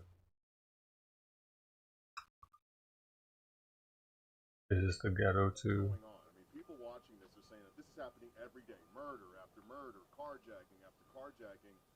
What can be done to stop this, and why do you think this is happening now? Well, again, we're having these crew-on-crew senseless arguments where firearms are being introduced when folks have disputes as opposed to being able to resolve them the way we typically would resolve a dispute. What I will say is that our officers were present in this area, as they always are, on an ongoing basis. The officer just so happened to be on another block when this incident occurred, but we do have officers in the area. We have initiated a violent Why they gotta shoot each other, man? And we're doing that across the city of the District of Columbia. What I also will say is that within the last 30 to 60 days, although you've enumerated numbers year to date, over the last 30 to 60 days, we've come down in a lot of those areas where some of these violent crime activities have been occurring. We will continue to do what we're doing in this space with our law enforcement partners, federal, state, and local, as well as our officers here at MPD. Do you have enough detectives to combat all these different homicides? I mean, it seems like a huge caseload. It is a very extensive caseload as more crime is happening and as a lot of homicides are occurring. It is certainly extensive, but we're always evaluating the caseload for our officers and our detectives. Are there enough officers here? I know you mentioned, one unit was on another block with more officers than would have met more officers right here. I can't determine whether officers here this would or would not have occurred. What I can say is that we do have officers in areas where we find based on evidence and data that there's high crime in those particular areas, and we will continue to do that. I know DC Council is considering a couple public safety bills, an emergency public safety bill is already in effect for a little bit longer. Would those have any effect in driving down some of these crimes that we're seeing?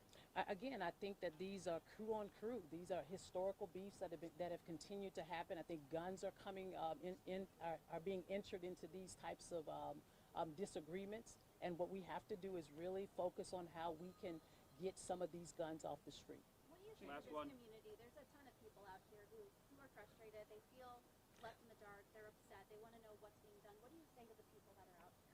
Well, I feel frustrated too. I mean, even though these are residents that live in this community and they deserve not to have to be in a community where guns are constantly being in this space, and that there's crew on crew or disagreements or beef where people are bringing guns to the fight.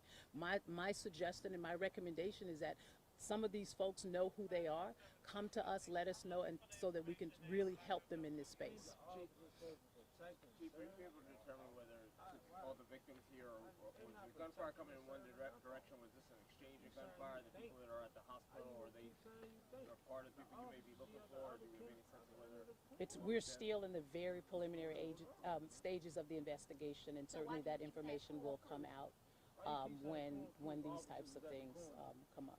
All right, thank you, everybody. They keep saying cool, and you think. Officers were sitting right there at the other end of the corner. They supposed to protect and serve.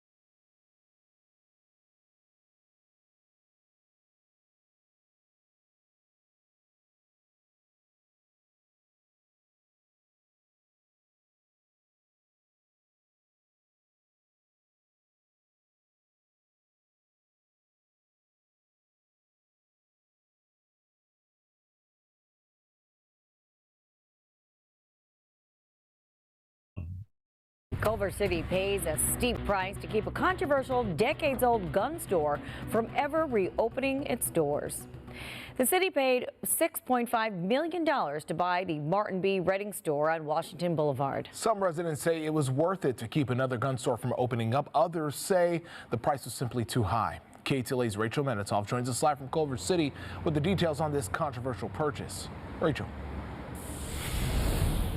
Pedro, MB, good afternoon. The mayor tells me the city decided to buy this building in large part because the community asked for a different use of the location. Now, what's to become of this space in the future? That has yet to be determined. The Martin B. Redding gun store on Washington Boulevard will soon have a new owner. The Culver City Council unanimously ruled to buy the property, which is a 65-year staple of the community. In recent years, though, it drew criticism from parents of children at La Bologna Elementary School one block over, who shared their concerns about the close proximity of the gun store in light of recent school shootings around the country. Margot Bennett is the executive director of Women Against Gun Violence and a longtime Culver City resident. The statistics show that we don't need more guns in our society. We don't need them certainly near our homes, near our schools, near our houses of worship. Dude. Culver City cracked down on firearms dealing. Kids there used to be like a rifle club in high school, and kids used to take a gun to school. You know what I mean? Really. Years ago, but the Redding gun store was grandfathered in and allowed to continue operating as is. Even though its owners are retiring, under the current rules, another gun store would have been able to take its place. It's important because our community came out and let us know that they had concerns about their safety, they had concerns about their family and their children's well-being, and I'm really grateful that we were able to respond. Yasmin Imani McMorrin is the vice mayor of Culver City. She says this sale is a long time coming. There's so much more that's possible than the status quo. I say that all the time, and so I'm just really proud of our community. I'm excited for the future of the space and what it could be for all of us. The City Council authorized entering into an agreement for the purchase and sale of the property. Those opposed to the ruling cited concerns over the steep price tag of the building, $6.5 million, while other Culver residents wonder why the city is getting involved in the first place. It seems like maybe they're overstretching their boundaries, but I'm not sure what their legalities are behind that in terms of them initiating some policy to administer what type of business it's going to be going forward. I don't know about that. Yeah, weird. And I did reach out to Martin Redding, the owner of the gun store, and I'm still waiting to hear back from him. There are no official plans for this space. There could be some housing, maybe some green space. The city will be asking for the public's ideas, though, about how to reimagine the property. Oh, that's wholesome. Make it a green space. Yeah. Make it a yard. Just demolish the building that's been there for 60 years. The fuck, man? Just delete its history from the community. It never was here. Deleted. Guns are bad, okay? Did you know? And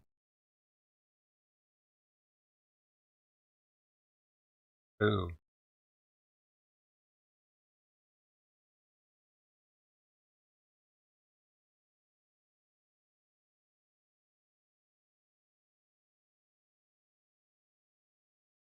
More news, man. Okay, let's do this. Give me all the news sources.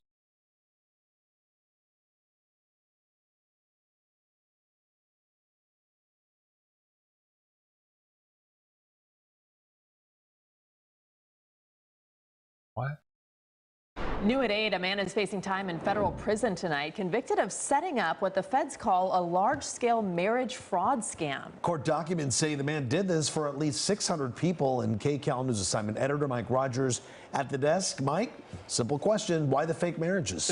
Well, for him, for the money, according to the federal court documents, he made a ton of money off of this alleged scheme that he has just pleaded guilty to, along with a bunch of his co-conspirators. But basically, this was done to help people who needed citizenship get their citizenship that they needed by doing a marriage and basically scamming the United States government. Now, I want to show you some photos here. This is from the U.S. DOJ. They released these to me today. This is some, still from a security picture where they were caught making these deals. And then these photos that you see of these seemingly happy couples are all bogus, according to the federal government. They say that this guy, who has been identified as Marcialado Benitez, a.k.a. Mars, staged all of this, would even rent churches, playgrounds, parks, hire online ministers to come perform these marriages, knowing full well that none of them were legitimate. I want to come into my computer here because I want to show you something from the court documents here. These are a snippet of text messages that the feds were able to obtain. It says, quote, "Devin, find me a girl, like matches, 53 male guy, want to meet at 5:30 and have the marriage tomorrow morning." Then he's got a whole sheet here full of questions for the couples once they're married for their interview. They say the main objective is to prove that the marriage is genuinely true. This is an actual page that he typed up and gave to people. There's all sorts of questions on here. Where does your spouse live before you lived in the city they live now? What's the name of your spouse's best friend? What's their favorite foods, favorite restaurants, hobbies, who pays the rent? All kinds of extensive lists of questions here about the relationship and all kinds of different stuff on the wedding day. Now, as we come back out here to the desk, the federal government alleges that if the U.S. citizens that were involved in these scams got cold feet or backed out, that he would actually claim to the U.S. government that these men were then beating the women and allowing the women to stay in the country under a Battered Women's Act. Now, if convicted, he could face several years in prison for this in a federal prison. Several of his co-conspirators have also pleaded guilty, but there are still more cases to be sought. All of this happening out of a business on Wilshire Boulevard here in L.A. You guys? What? Yeah.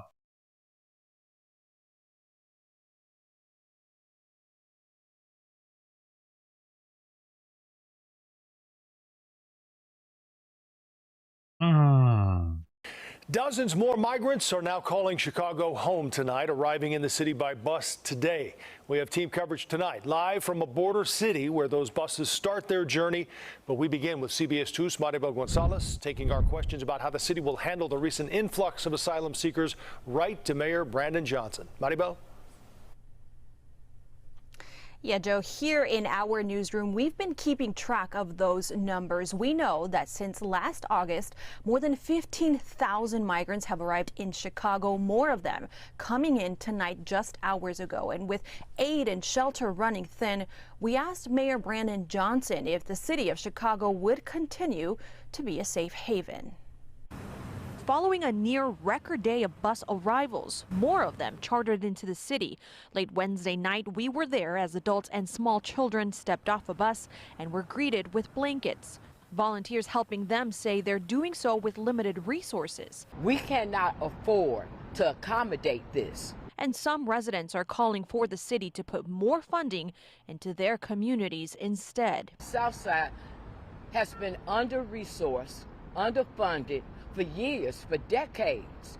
And it's disrespectful to the community. We took these concerns to Mayor Brandon Johnson. We've seen police stations saturated, volunteers stretched thin.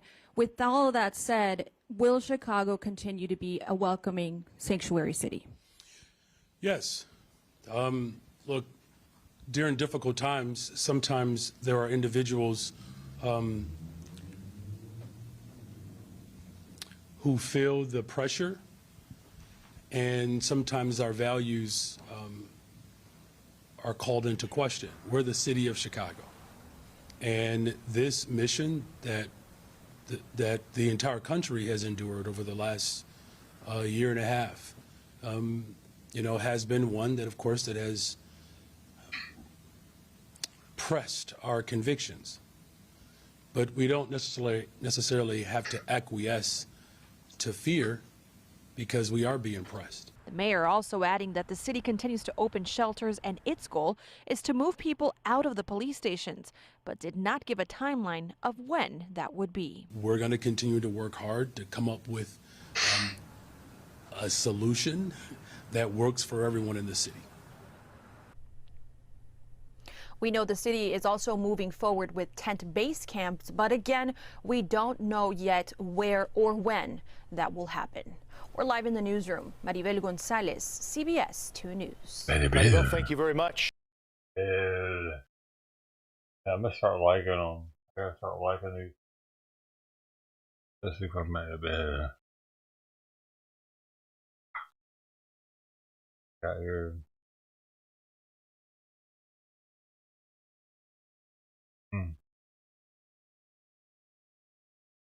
They found there was a girl on her birthday. She fell off of one of the river boats in Memphis.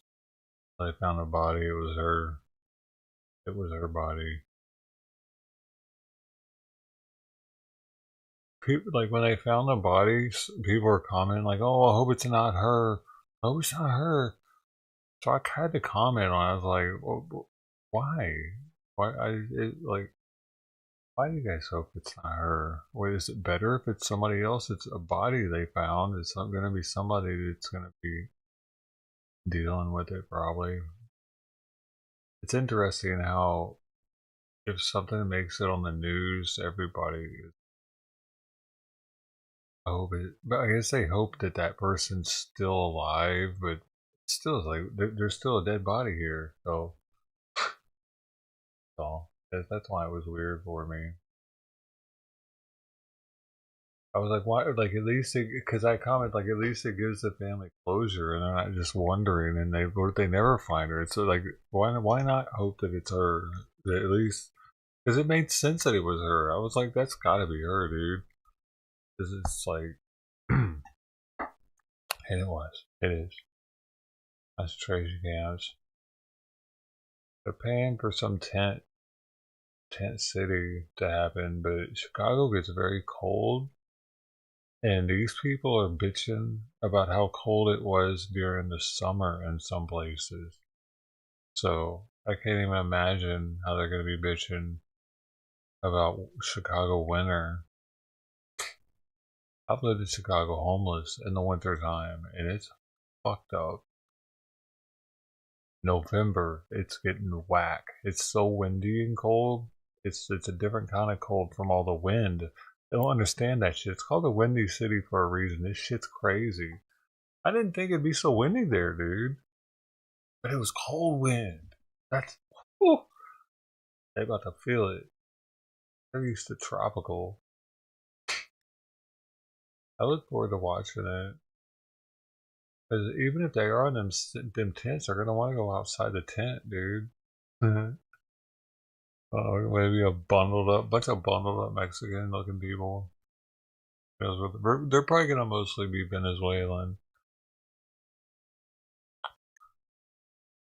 which is even more tropical.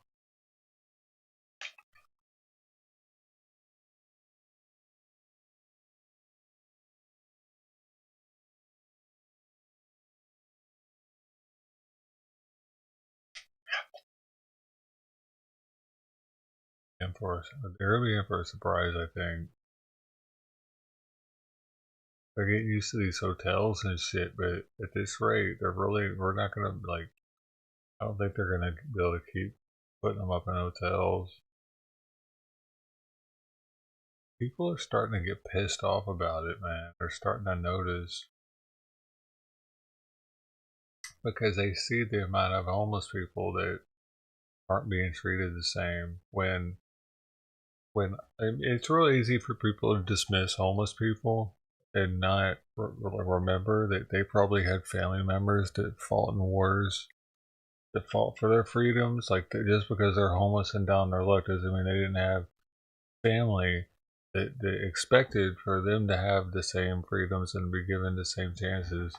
I mean, at least as every other American, not foreigners, be given more chances than their their kid or wherever. That's what's happening, man. Foreigners are being given more chances than us. They're better off being an immigrant and homeless than just regular homeless. They never put me up in a nice ass hotel. It was always like some hood ass shit, and I was only in California. Only place that did that, and it was like there were all these rules around it, where I had to sign this thing every day, and I could only do it for 2 weeks. Then I had to take like 2 weeks off or something, and I could do it again, or I forget. There were like I couldn't do it like constantly. Like, these people are coming here and just getting places to stay every night. It's crazy. I've been homeless in multiple states. I've experienced what it's like to be homeless as an American, and what we normally have offered is shit. It sucks, dude. It's hardcore. There's a reason why a lot of homeless people don't stay at shelters. They're ass.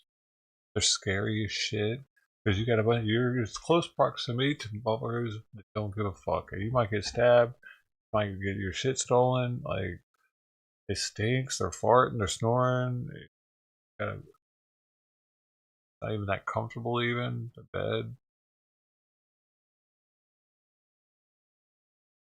These people are getting put up in hotels, in really expensive hotels in New York and in El Paso. I don't know where they're getting put up in El Paso that last night, but they were getting taken to some hotel. Wow, man. It's real easy to think that, oh, it's happening in El Paso, it didn't matter, but the government's helping, and the federal government is helping them. My understanding, they're getting something from Biden. That's a Democratic city, so he helps out the Democratic city. He gives the Democratic cities money. Did it with that tornado that went through Tennessee. He didn't. Like, Tennessee was asking for donos from people, but in the Democratic regions that got hit, they were getting federal money coming in. It was interesting seeing that. I don't know if Tennessee ever got money federally, like the same, like how that works. They just never said anything, but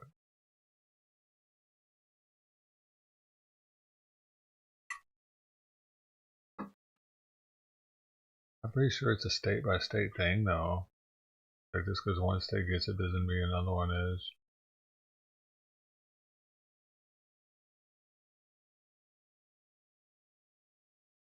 Maybe it even matters if a city is Democratic or not, if they align with the president. Because think about it. When the riots of 2020 were happening, was it 2019? Was Trump in office when that shit was happening? Like, whoever was in office wasn't helping out Portland at all. I feel like Trump was in office during all the Portland stuff. he wasn't doing anything to lock that shit down, really. They just kept putting up a different fence, stronger fence. Each time they would tear it down, they make it stronger. Like, they could have shut those people down. Are they scared of hurting somebody? All those people, man. I just, thinking back on that doesn't even feel real. Them grinding on that thing with the umbrellas covering them, so it's been, see the sparks. And the cops had that lawnmower sounding thing where it was shooting out tear gas. The long ass thing on it. It looked like a leaf blower.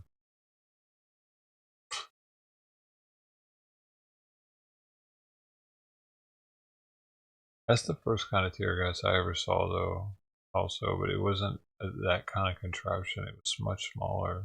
It was loud like that, though. There's a video on YouTube with me on it.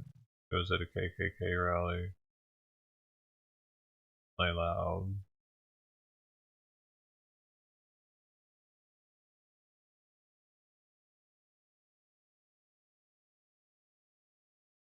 What? Good news, some Illinoisans may get to wait a few more years before having to retake the driver's test.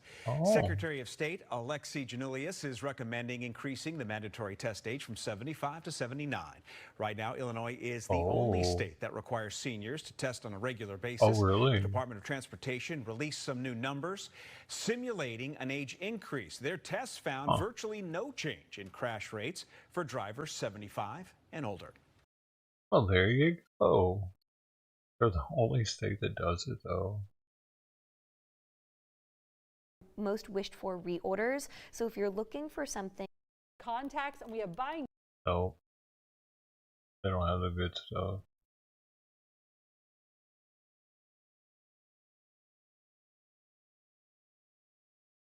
They're gonna move. Fuck, it's not gonna move. What's it doing?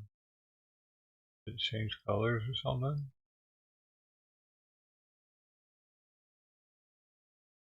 It does look bluer.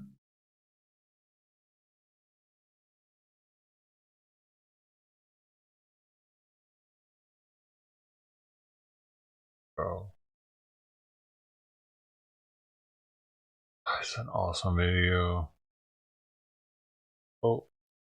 We begin tonight with the El migrant Paso. situation happening in downtown El Paso. If you've been anywhere in that area, it is hard to miss the dozens and dozens of migrants in and around San Jacinto Plaza. Good evening. Thank you for joining us. I'm Natasha Paloma. I'm Andy Morgan. Some store owners raising concerns over safety. Yo, look at this dude's side profile. I'm Andy Morgan. Like, I thought hers was weird right now because it was like, she's got. But his side profile, when I saw it, I was like, damn. Look at that thing. It's like a music note or something. Concerns over safety. Meanwhile, migrants coming up to our crew saying they don't want to give the community the wrong impression. A lot to unpack here. Let's bring in KTSM 9 News reporter Shelby Kapp, who is live from downtown El Paso with what business owners and migrants are saying. Andy and Natasha, I'm here right next to Paso del Norte on El Paso Street, and you can see they're just moving out of here, police officers that just came in to speak with migrants, but we were able to capture your video just a couple of minutes ago where you can see those police cars come in and El Paso police officers on bikes, and they were actually speaking with those migrants that were on the street here, asking them to move further down the street here on El Paso Street. Now, we spoke with business owners who have businesses along the street here. They say they're concerned about the influx of migrants in the area, and migrants say they're worried about the impression that it's giving. So you can see that it's not a super well lit area.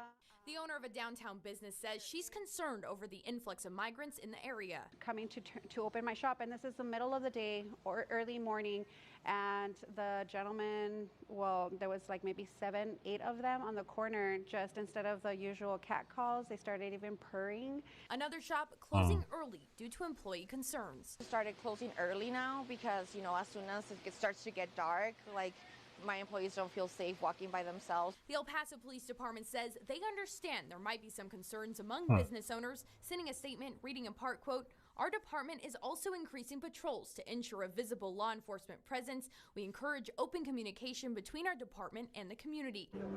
On Tuesday night, the city could be seen picking up migrants in San Jacinto Plaza, taking them to hotels and Nation's Tobin Park that has been converted into an emergency migrant shelter. One man from Venezuela says the area makes them feel safe as it is well lit, but says he understands how it might make some El Pasoans feel uneasy. The fact that we're here, we'd rather have a home and be relaxed.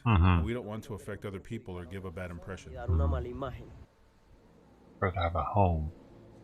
And that that can man happen. from Venezuela that you just heard from wasn't the only one who has approached us. Another man also came up and said that he was worried about the impression it was giving with the trash that's being left behind in the street, asking for a contact to the city because he wanted to help and clean up. And you can see this evening, migrants did leave this area where they were right next to San Jacinto Plaza, as well as next to the Plaza Theater, and they made their way further down El Paso Street, some of them saying they were headed for Sacred Heart Church. Andy, Natasha. Everything.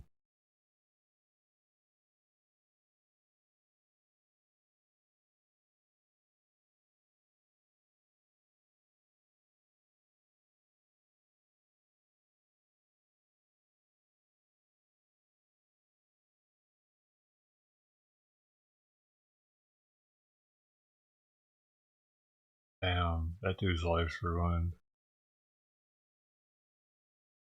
5 games.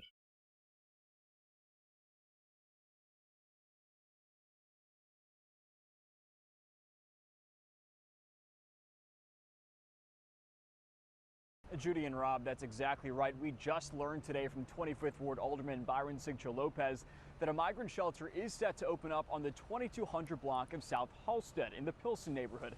Now, it's unclear when exactly that shelter's doors will open or how many migrants will be placed there, but all of this comes as the city braces for another 7 busloads of migrants to arrive today.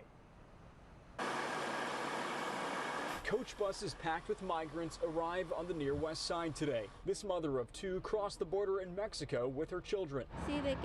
She says it took 16 hours to get here, and she let her family members in the area know when they were going to arrive. The city says 7 buses of migrants are expected to arrive in Chicago today, after at least another 7 came yesterday. There's plenty of space in all of Illinois, but it feels like Chicago is the one that's bearing the brunt, as if we're not a welcoming state. 40th Ward Alderman Andre Vasquez says there needs to be more state and federal support for Chicago. The fact that you're seeing it ramp up this much should be a bellwether for what it's going to look like the closer you get to next August, and that's why we have to prepare. The latest city data shows that over 15,000 migrants have been brought to Chicago since August of 2022. Currently, more than 9,200 are in city shelters. 2,093 are still awaiting placement, and 1,730 are sleeping in Chicago police stations. In certain humanitarian environments, putting individuals into tents is a durable solution. Elisa Bachu is the executive director of the Chicago Refugee Coalition, a nonprofit providing care and resources for many new arrivals. She says with the frigid winter months approaching, she has questions about plans to move migrants into climate-controlled tent base camps across the city. I would just respectfully challenge the individuals who are at the helm of making these strategic decisions to consider would they want their children housed in a tent. 25th Ward Alderman Byron Sigcho Lopez says city leaders sometimes receive less than 24 hours notice when buses are set to arrive, giving them... Dude, I was in the Boy Scouts, man. What is she talking about? What's wrong with the tent? Like, dude, what? And why are they coming to stay in the tent in the wintertime anyway? What the fuck are they thinking?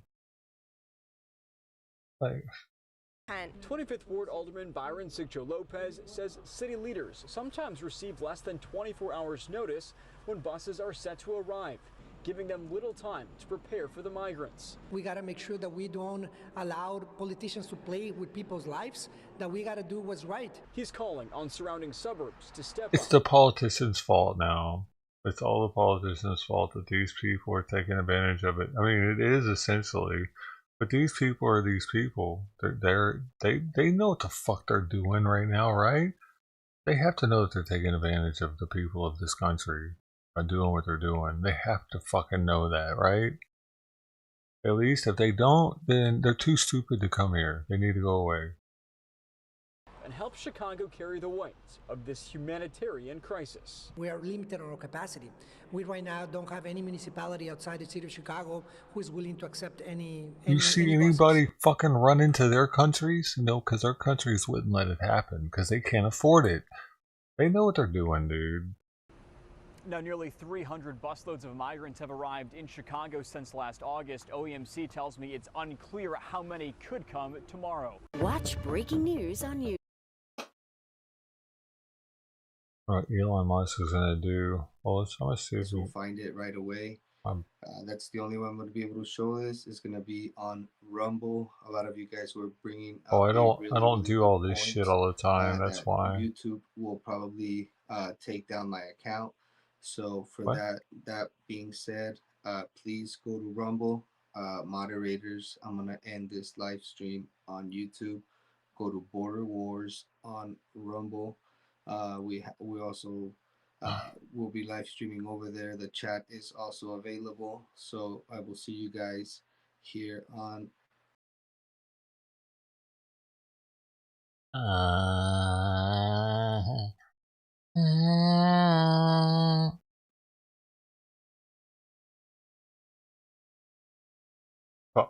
Power.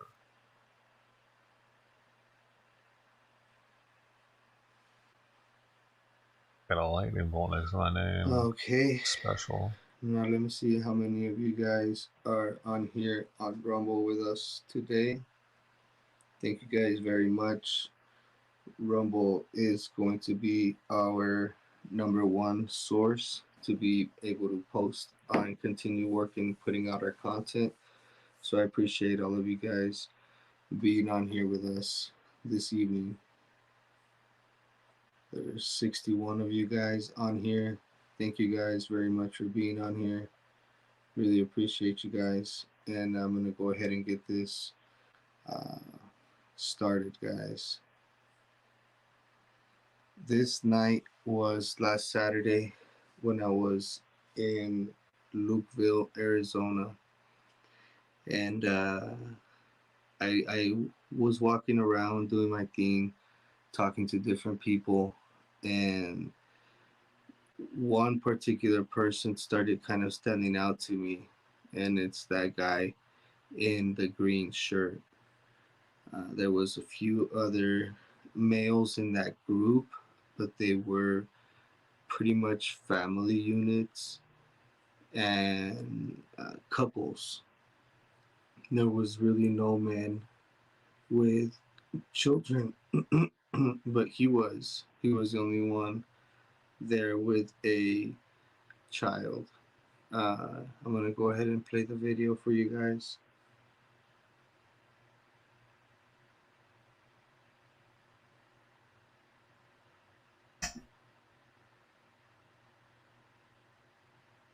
You guys can't hear?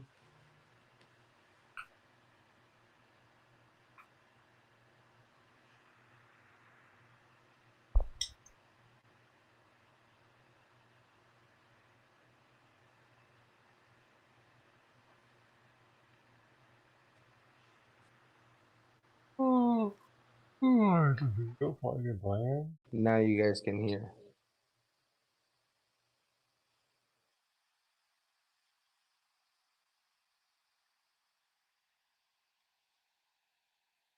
Does it sound better now?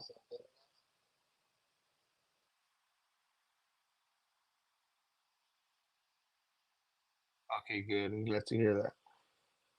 Let's go ahead and get this going, guys.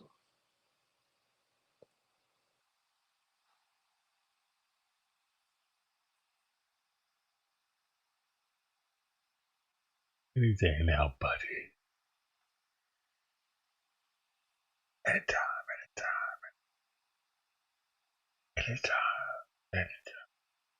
Some predator.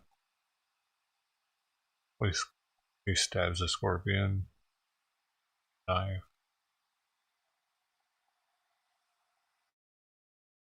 We can't hear it.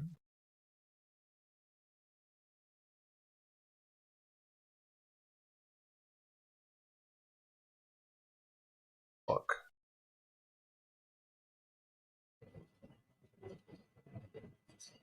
We got 208 people here on Rumble, dude. That's pretty high.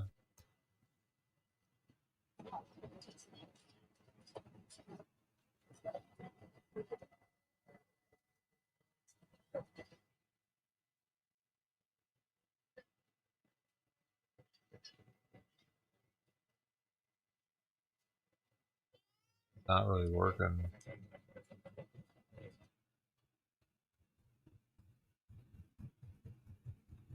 Is it? Look at this, guys. Oh, okay, slowing it.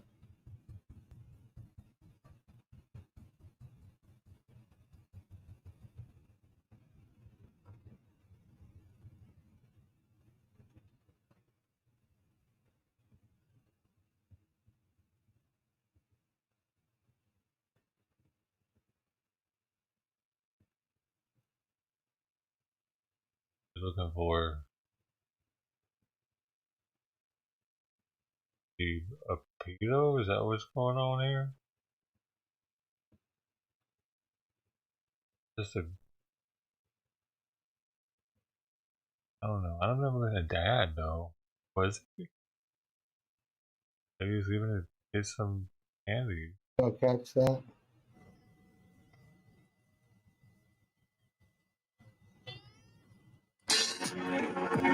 I didn't see the mouth open, though. I was trying to see the mouth open. I never saw it.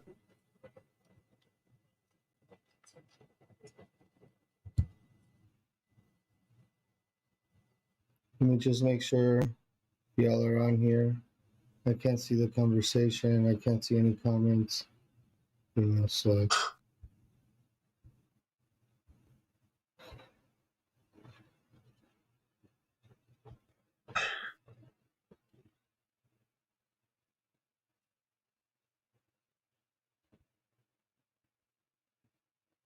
Serious.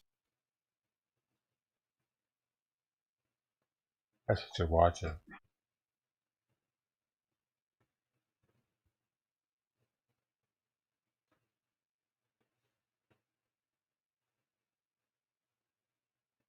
can you guys hear me? Can y'all hear me now? Y'all hear me?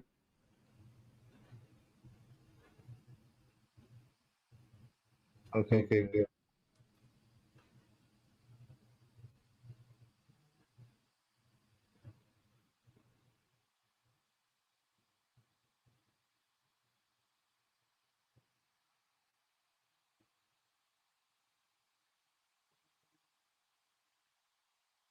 There we go.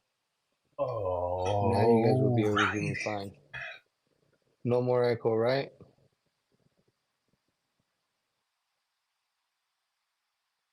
Pellegrino's on sale right now at Costco. $5 off a case. No more echo, right? I got 3 cases today. And the lady, like, at the pharmacy saw them and she was like, oh, Okay, is it great. on Thank sale? you guys.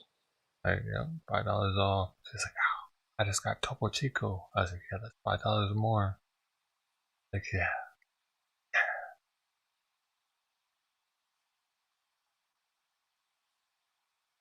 People are buying them up too, dude. There was only like 3 left when I got mine. I don't feel like going to Costco for a little while, so I stocked up. See if I can hold out. See how long I can hold out. Look at that. What kind of a dad grabs their child like that? I just want you guys to notice the disconnect. How the guy look. I don't know. I'm not a dad though. I don't know how. Maybe. Does it not look right? They don't really look related though, honestly. It doesn't, they don't seem to be father-daughter. If that's what he means. There does seem to be some kind of, maybe he could be an uncle though?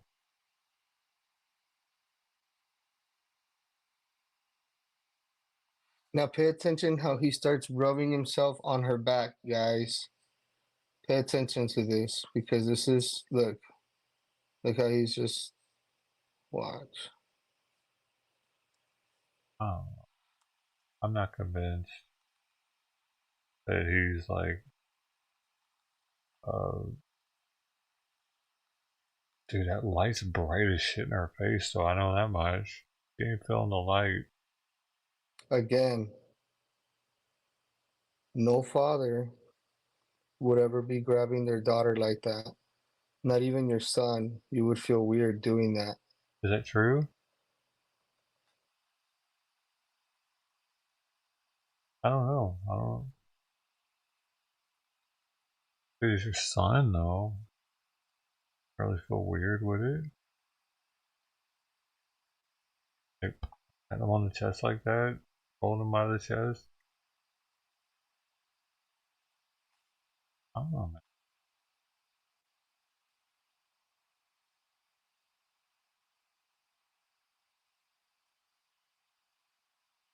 Still not convinced. They don't look like their father-daughter, but at the same time, they could be like uncle, and he's bringing her across. Now look at this, guys. Look at look at her body, how she's being pushed from behind as he's kind of thrusting himself on her. Legit.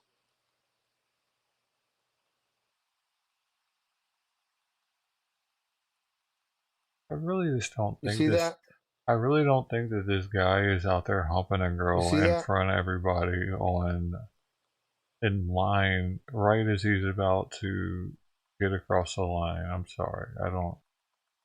I think maybe he's just nervous, maybe, but him, the thing is, like, is touching her. What do you think?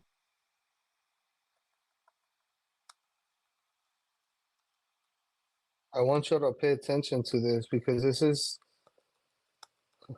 no father would be doing this to their kid. But Anthony's not a father either, is he? Nor would he be grabbing his daughter like that.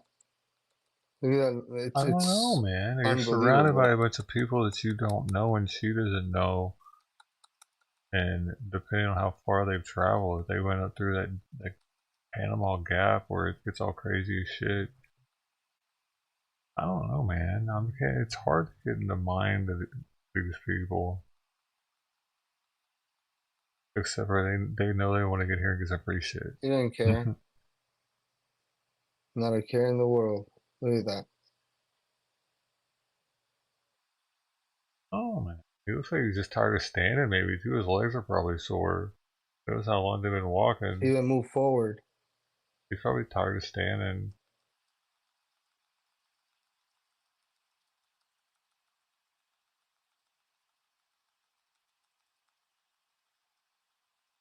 What do you think?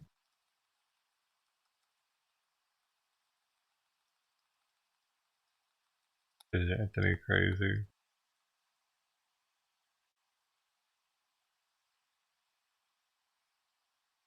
Plus, and now, like, he's staring at them and they see it. They see, like, the light all up on them. I'm gonna, hold on, guys. I want to read y'all's comments. I want to get y'all's take on this. That's his light that's super bright.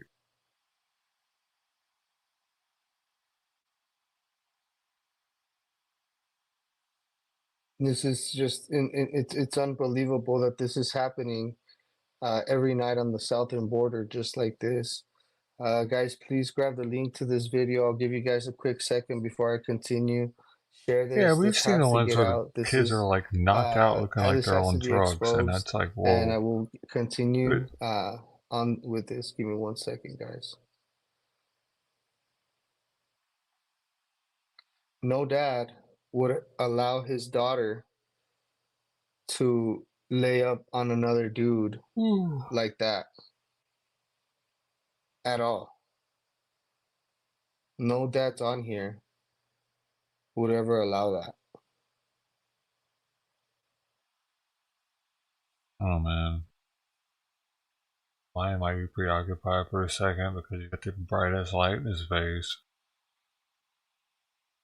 Because he's probably thinking about that light and wanting it to go away because it's gotta Look be at that. super bright.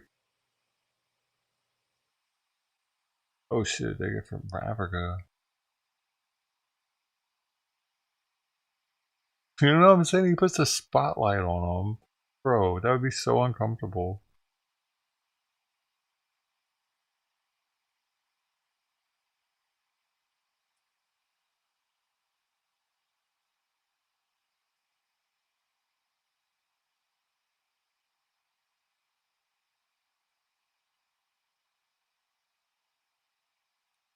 He's fixing himself. He's like, yeah, let me fix myself real quick. Well, I don't know, man. He's got the She's bag probably like on. 5 years old, guys. And here we go again. Like, I know there are pedos He's a out there, and there dirtbag. are a lot of pedos in the world, but I don't want to just assume he's a pedo because you guys. Is that really a weird way to hold his daughter?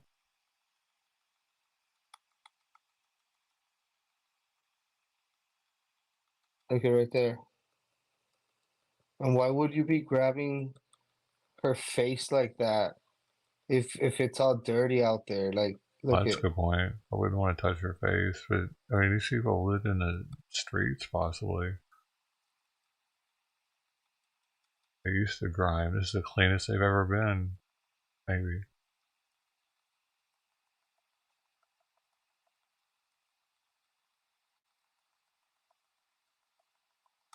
He is very touchy with his daughter, if When you that's his watch this daughter. video in real time and you watch it fast, you're not able to catch on to too much. But when you slow down the video and you pay attention to what he's actually doing and how he's thrusting his pelvis on her back pretty much.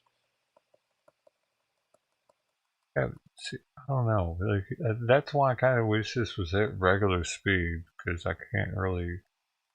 It's sick. I can't really tell for It's sure. sick.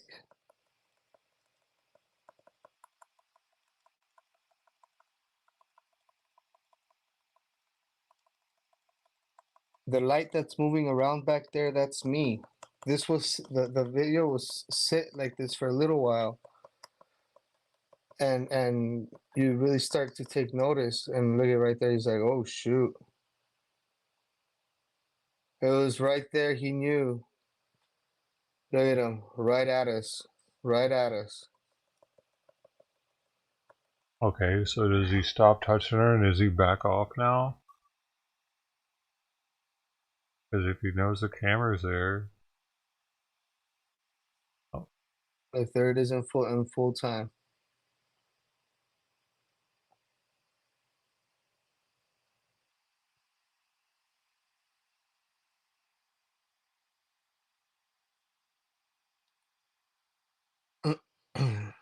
Look, he tries to cover. Mind you guys, it's freaking hot out there. Everybody is like in t-shirts, obviously. It's hot out there. It's not, but then he starts trying to cover her face, her head. It's interesting. He starts trying to cover her head. It's hot.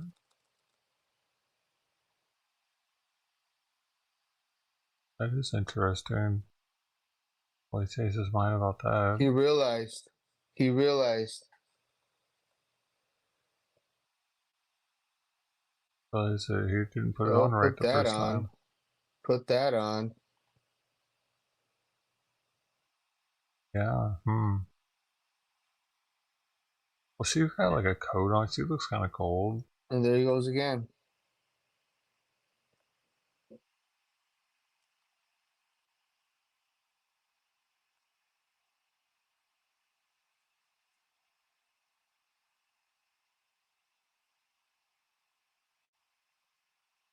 The amazement that he spent so much time on that one dude.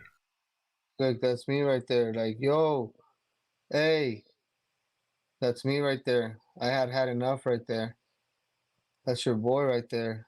That's your boy right there. I had enough right there.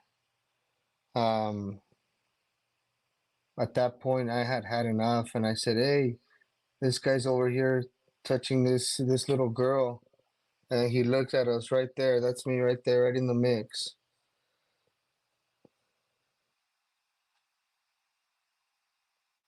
And I had to say something. I couldn't take it anymore. I couldn't take it anymore. I had to say something, and I did. I had to say something Well, at what did that you point. say, man? What did you fucking say, buddy?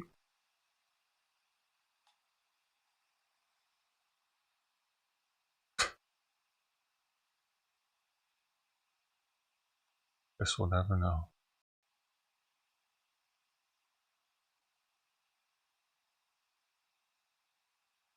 Look at that. At that point, I had enough of that. I didn't want to see. I didn't want to see that anymore. I couldn't. I had to speak up. I'm very glad I did. I'll Why go ahead didn't and he show let you us guys. hear anything of the video? Really? What the fuck, man?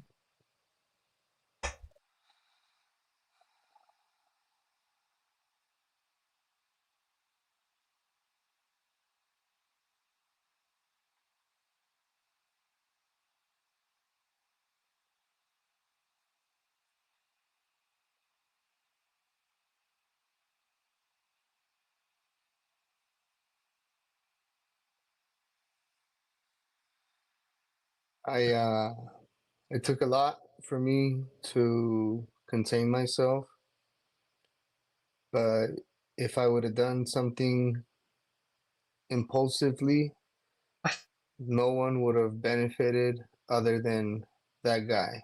You're gonna get murderistic with Because it? I would have not This is getting been able crazy. to provide the proper evidence to the authorities of what was actually happening, like I did.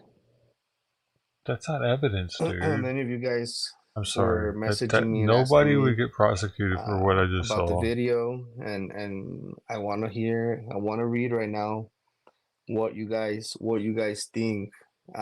It's just, to me, it's Okay. and this is just one instance. Oh my gosh. I've been able to That wasn't pull proof of anything, though. several children from the line like that, that come either unaccompanied or with a potential individual that's either a sex predator or not their parent at all. And something I don't sit here and boast about, because to me it's not about, oh, gloating on it, but this one just I've had enough. I've not seen the border in the condition in which we're finding it to be now, and this needs to be seen. This needs to be heard, and I hope this doesn't fall on deaf ears. I hope that whichever one of you guys, uh,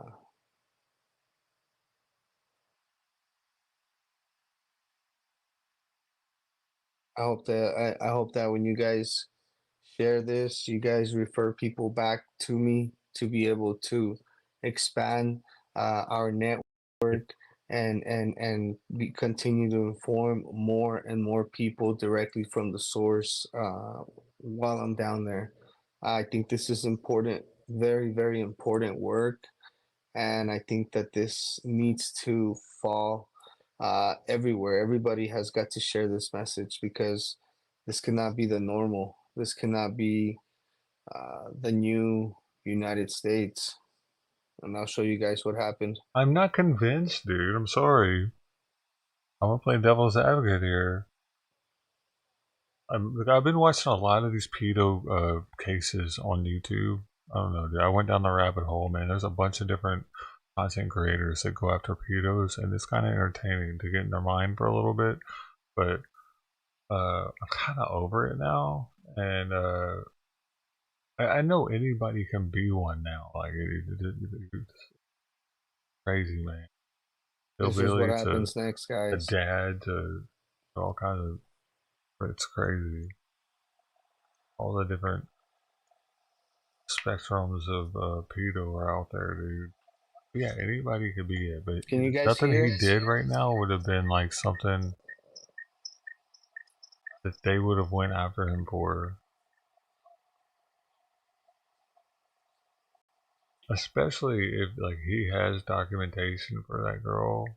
If he doesn't have any kind of documentation for that girl, then that's highly suspect. I'm all on his side. But I'd be like, we don't know what the fuck's going on right now. I don't like it. Dang, no audio. Oh, there was supposed to be audio.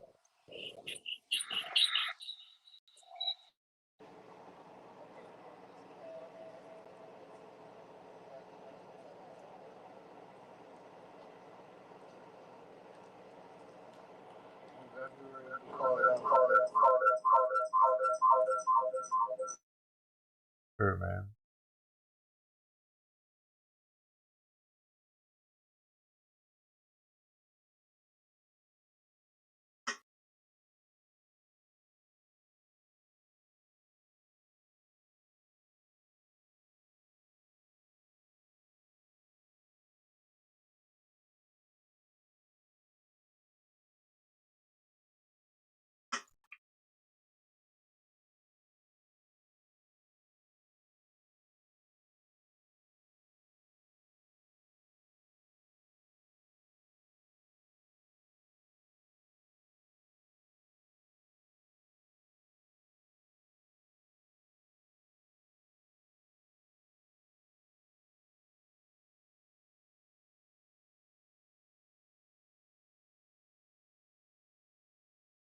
Oh, they did?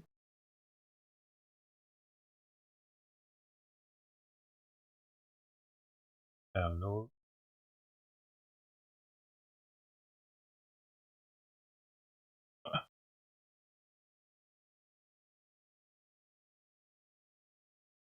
Desktop stream is fun.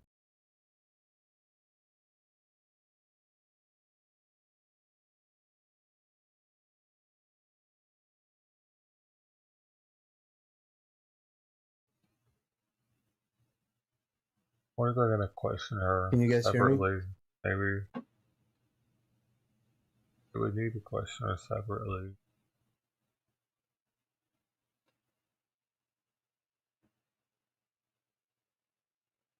Can y'all hear me?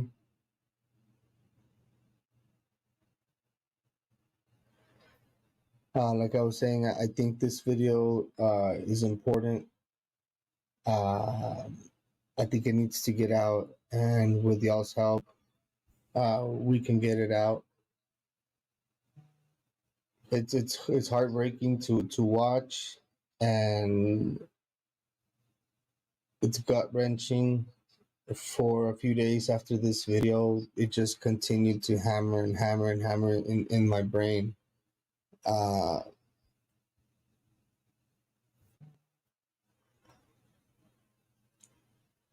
What's up with this lighting, bro? The good thing is that I did turn over all of the footage. Yeah, man. And Headlight I turned special. over all of the footage to the proper authorities. And last known to me, there was going to be a criminal investigation into this individual. But it's just to me, it's unbelievable that this is being allowed to continue on our southern border on the manner that it is. I just realized he's got sound deadening. He's actually at his house, because there's a bunch of sound deadening stuff behind him.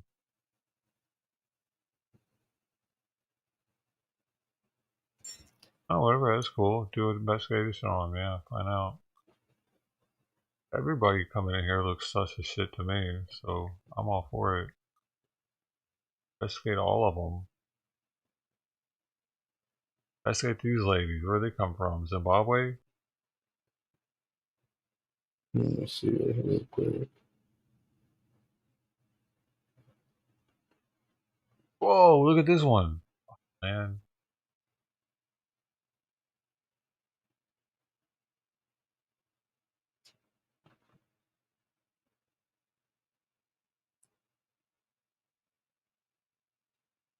Who knows? This chick behind him might really stink. Man, that's why he's trying to move forward away from her. I mean, just because it's a female doesn't mean she can't get ripe as shit. There we go. Dude, how long they been walking? Okay. Here is.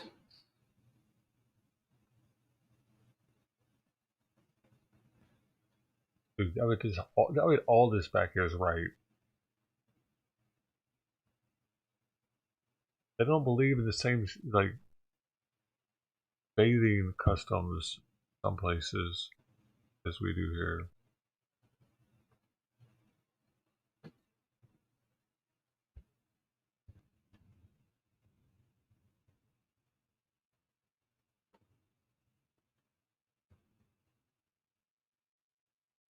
Oh, I gotta eat something. One more hour I can beat Simon. I can't go to bed for at least another hour. Bruh.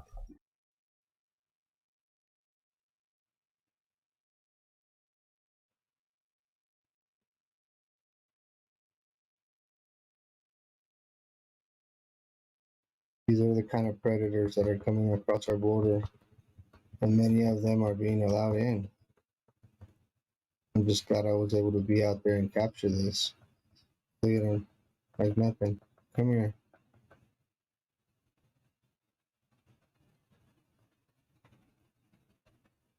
When the man was asked by authorities if he had any paperwork for the child, he did not.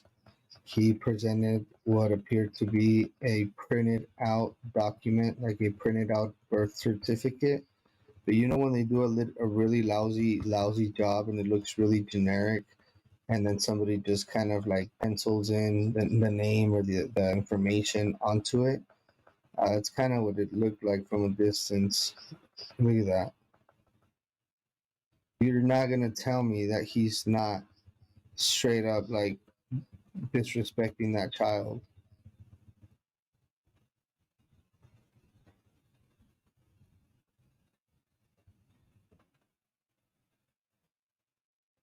Look, open hand and then he closes it.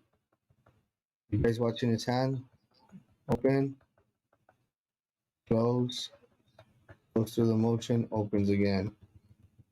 Close, open, close, open, close,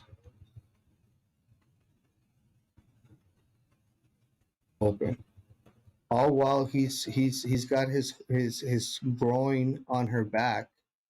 He's literally rubbing his groin on her back, and he continued to do that all the way up until he got up in front of us. All the way in front of us.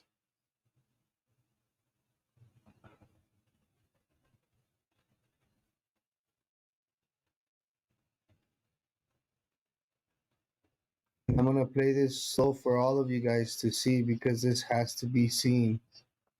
Why would you be grabbing a child like that? That's creepy. That's Joe Biden type of stuff. It's just like Joe Biden type of stuff right here. Look at him. That stuff Joe Biden does. And all these pedophiles are the same thing. Look at. What's the point of that? It's disgusting. I'm gonna run through this one more time because I think I kind of rushed through it and I should not have. Look at his hand.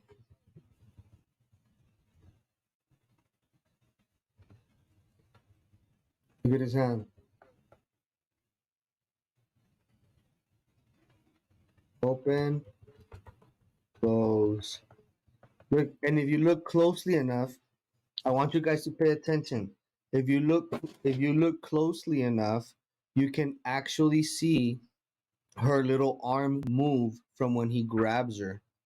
Watch. Okay, I'm tired of it. Holy shit, he's gonna milk that all fucking night because he sees he's got viewers watching it, and he's gonna try to get donos out of it. I'm good. I've seen enough. He's gonna keep playing the same thing over and over. I'm not trying to do that. I saw it once. Not convinced.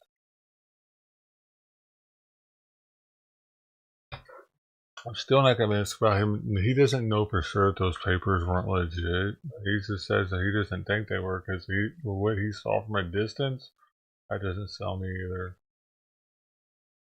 I need to know for sure that his papers weren't right. Like, did they say that they weren't right? You know what I mean? That kind of not. Oh, they didn't look right to me. Like, who are you? You know what all this shit looks like? All the different countries. No, he's out there to make money, dude. At the same time, yeah, he wants to expose shit. I get that. But at the same time, yesterday, he was something he said threw me off. He said that he needed $10,000 a month to continue doing this. $10,000 a month, dude. Where the fuck is he staying? What do you mean? Sleep in your car like Oreo. Right, Oreo was sleeping in the van?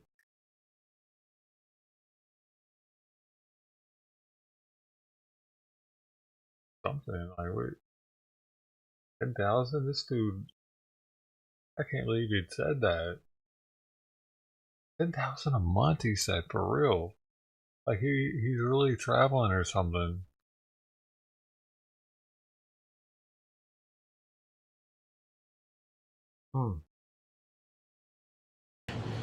Because what's Vinny doing? Because that's how we're fucked. That's how we're doing it. Gonna paint his tires today? But this works for us, you know. Do what works for you. I know we're gonna get there. I'm not worried that we're not gonna make it as far as getting these wheels painted. So if we do the grind, we get a nice mask on, we won't have any overspray. The tyres already look like shit, you know. So whatever we do, it's gonna look nice. There's already brake dust all over the tyres, and apparently what I need to do is clear coat it after I've done it. That way. But again, more fucking. I'm always bitching about money on these streams, guys? I'm always bitching. But hey, that donation bar's up the top there, and it says what it says, and that's what it's there for. It's for that lucky person, that lucky rich person that comes in and thinks, you know what, it could be time.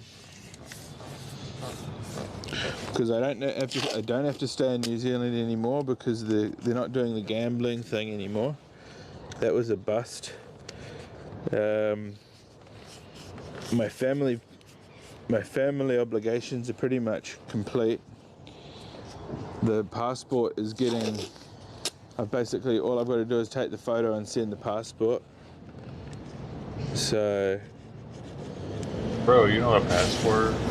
We've got mods, and our technical liaisons are even like researching data packs. And I've also contacted my oiler, and that was the oiler from the New Zealand trip, and I'm talking to the oiler about fucking seeing whether they can come to the party and get the ball rolling on the Aussie trip. Because what the community wants to see is a bit of action. And And if now's the time to do it, then hoopla deli hoopla. Okay, so that's that one.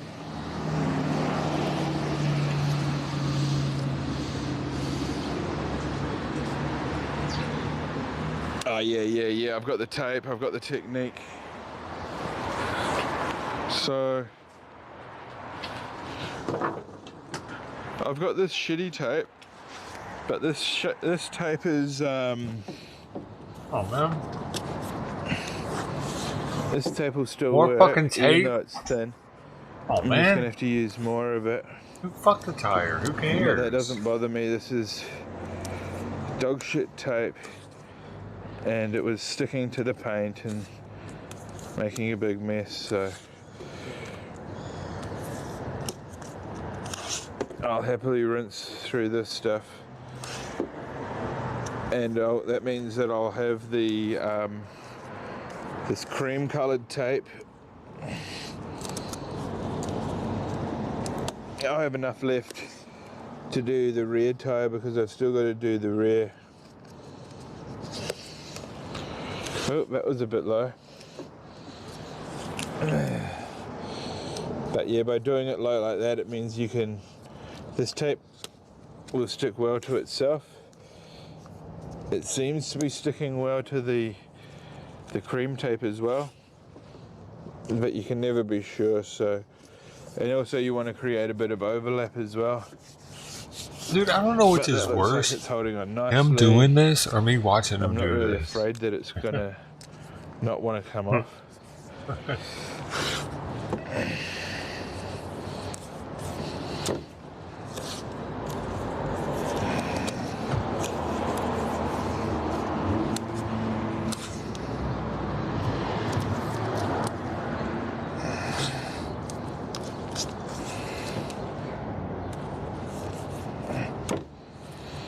But yeah, we're still doing this, and it'll be ready soon, and we'll be able to get some nice shots of it.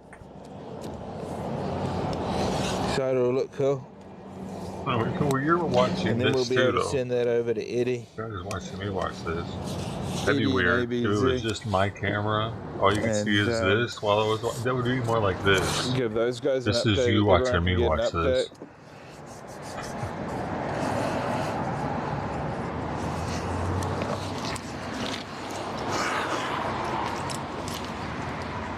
Masking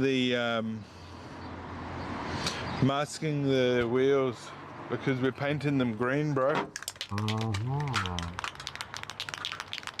Figures. Masking the tires. He's a full-time kick streamer now, I guess. Oh, that's why. Yeah. Oh my God. Oh my God. What? What? He's got 26 viewers on Kick, dude. So what that's what we're working on. Going on? We're pimping out this little He's van going nuts. Into this little I didn't know. Kick promo vehicle. And this is sort of oh.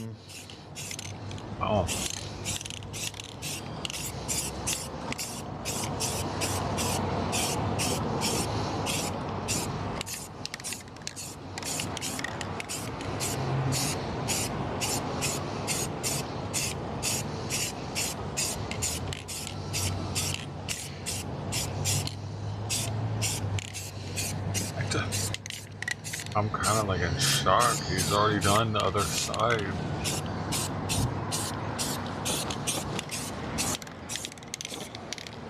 Oh my goodness. He is the face of Kick. But yeah, I'm whacking it on. I'm like slapping on a lot of paint on there today. I'm not really trying to fuck around today. I just want to try and get this job done. Yesterday I was trying to do it pretty. Please.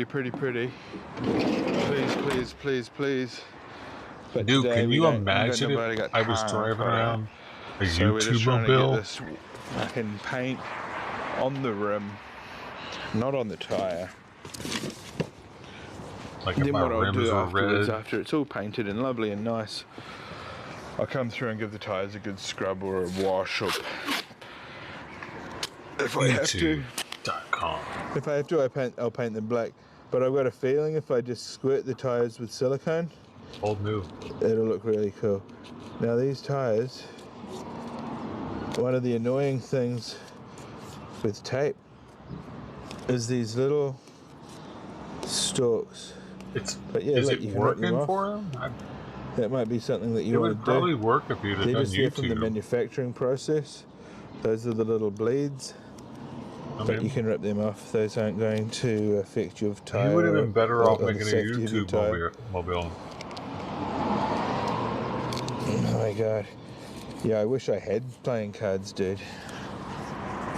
You know?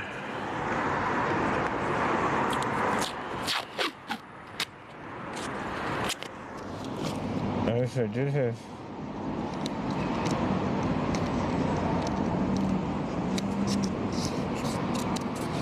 What do you think? No. No, not at all.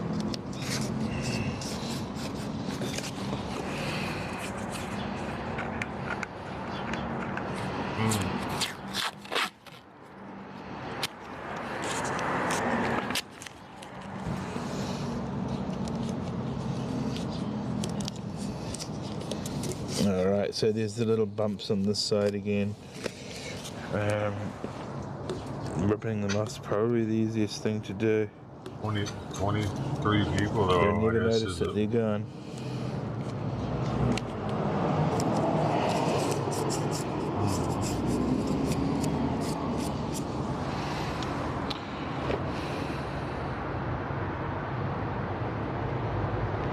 Don't paint your brakes.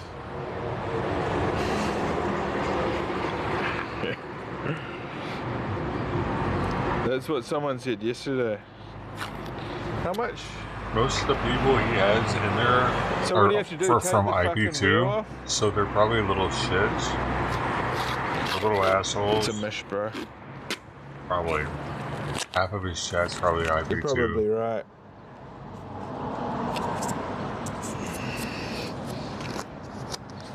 I'll be careful. We drove it around the block and it was acting really fine.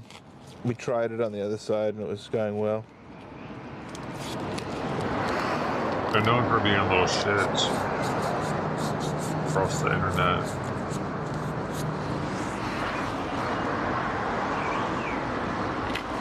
Chat's so smart, hey? Chat is super smart.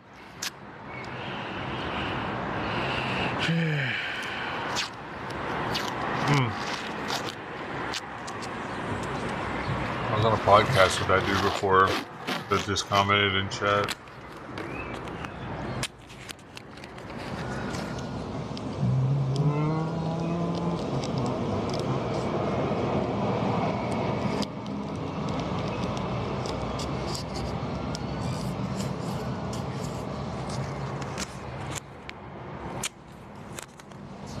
It's a bummer he doesn't pay attention to YouTube at all, though.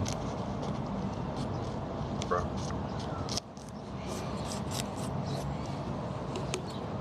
Oh, shit. That one.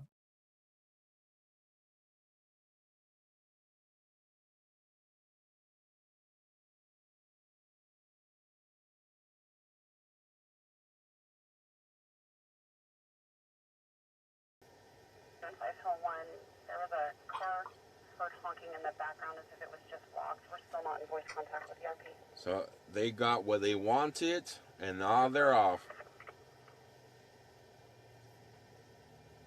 Yeah.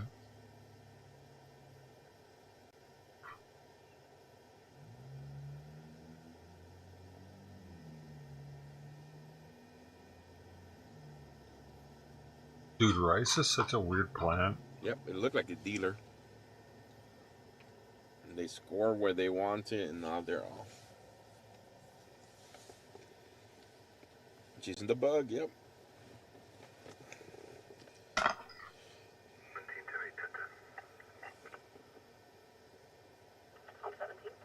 Weird.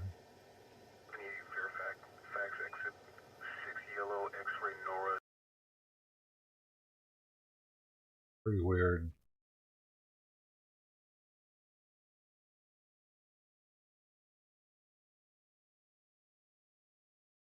Chaos on the boardwalk. Frightening moments on the Venice boardwalk. A suspect drunk driver rams into a pedestrian. LAPD officers and Good Samaritans were able to drag him out of his car. KCAL News reporter Leslie Marin is live in Venice. And Leslie, this isn't the first time a car has caused trouble on the boardwalk, right? Yeah, Pat, you remember 10 years ago that deadly hit and run that happened here on the boardwalk. Since then, barriers were put up in hopes of that never happening again. But I can tell you right here on Rose Avenue behind me, there is a clear entrance for vehicles, and that's exactly where this car entered, according to witnesses. Why are you on the boardwalk? A driver taking a sip out of a beer bottle. You can hear as the man recording pleads with him. You got to get off the boardwalk. But he takes off down a crowded Venice boardwalk. He's even drinking while he's driving.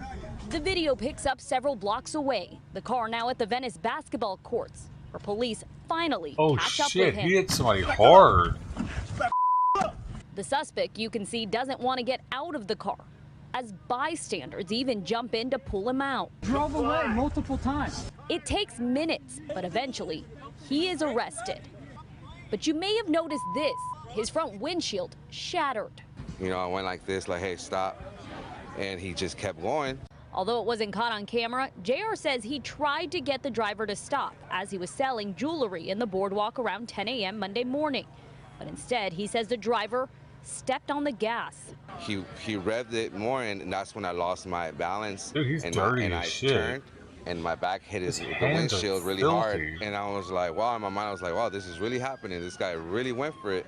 Police say the suspect, 33-year-old Israel D'Avila, was charged with DUI and assault with a deadly weapon. But it was a terrifying moment for JR and his dog, who was with him. Now I'm scared of just that sitting right collar's here evil. bending. The situation a sad reminder of just 10 years ago, when a driver went on a hit-and-run rampage on the boardwalk, killing an Italian tourist. Barriers were set up in some areas to prevent that from happening again. But here on Rose Avenue, you can see there are none.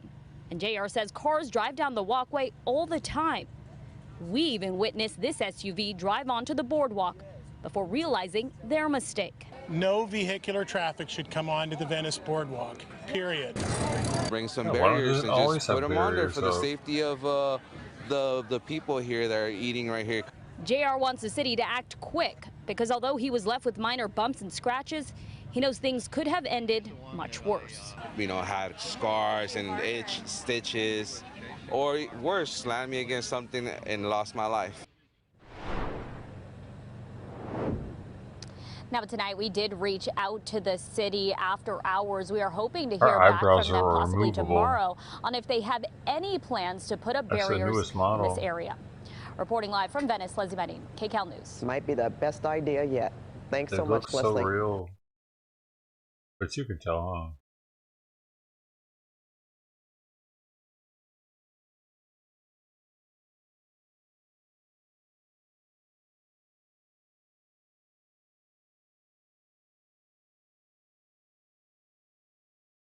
We gone now. But look, it looks good. Okay, we'll clean the wheels. We'll clean the tires at some point. We'll put some silicone on there. But that's how we're looking at the moment.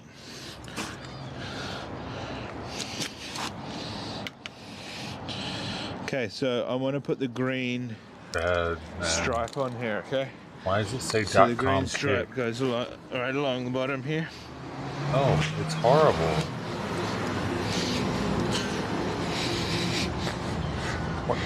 Okay.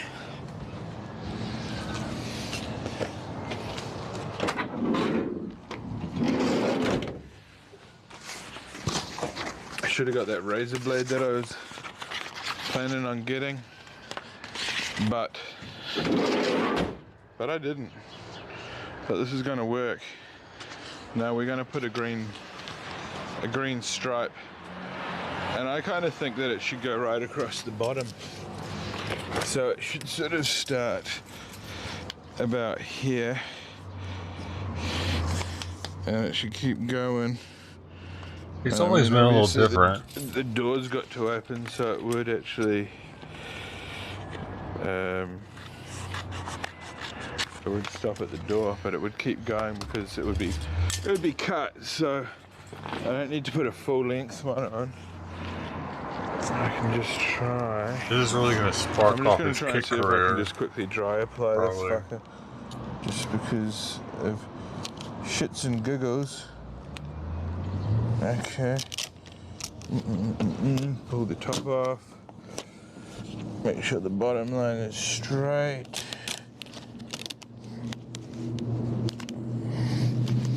Yep. Pull it up. I'll come back and see who that too. Oh. These South and West Side homeowners are angry. They believe the city has overextended itself and should be putting the tens of millions of dollars earmarked for migrants into Chicago's most vulnerable neighborhoods. But the South Side has been under-resourced, underfunded for years, for decades. We have schools that need to be reopened. We have buildings that are abandoned that need to be business operated. The group says the city has abandoned its Invest Southwest initiative, a Lightfoot-era program that was dedicated to reversing decades of disinvestment on Chicago's South and West Sides, promising to align more than $2.2 billion through public and private funding. We are taxpayers, we're property owners. Our money should go towards fixing our communities. The city has received more than 15,000 migrants since August 2022. We have no more room. Y'all are embarrassing Chicago as a whole. According to analysis by the ABC7 data team, there are more than 20 active migrant shelters across the city, 7 located on the South and West Sides. Whether it's one shelter or whether it's 10 shelters, we're saying the facilities that are there for us, the money needs to be put into those facilities for us. In a statement from the mayor's office about the group's concerns and the status of Invest Southwest, a spokesperson says in part, quote, "We are committed to continued investment for all residents, but especially communities on the South and West Sides that have long experienced disinvestment. We are the city of Chicago, and our shoulders are big enough to support both new arrivals and those who have long called this city home." But it's not, because they're Johnson, begging for the help. Black aldermen, the black alderwomen in this city, you will stand for the black citizens of Chicago. Now, the city says Mayor Johnson knows firsthand the impact of neglect on a vulnerable community and that he will never stop investing in people, all people, and delivering the affordable housing, fully funded schools, safer streets, and living wages that every person deserves in this city. So obviously you're hearing the mayor saying that the city has big enough shoulders to handle both the South and West Sides, all of the neighborhoods, as well as the new arrivals. But of course, the people you heard from, they believe otherwise, and they're hoping that more attention be focused on the South and West Sides. One of many layers to the migrant crisis, certainly. Watch breaking news on you. That's why the looting happens. Shit like that, man. People get fed up.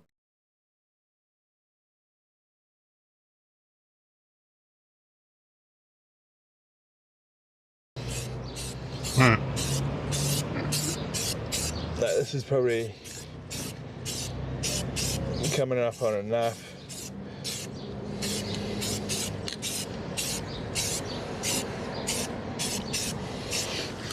Yep, that's going to give a real nice green, vibrant colour.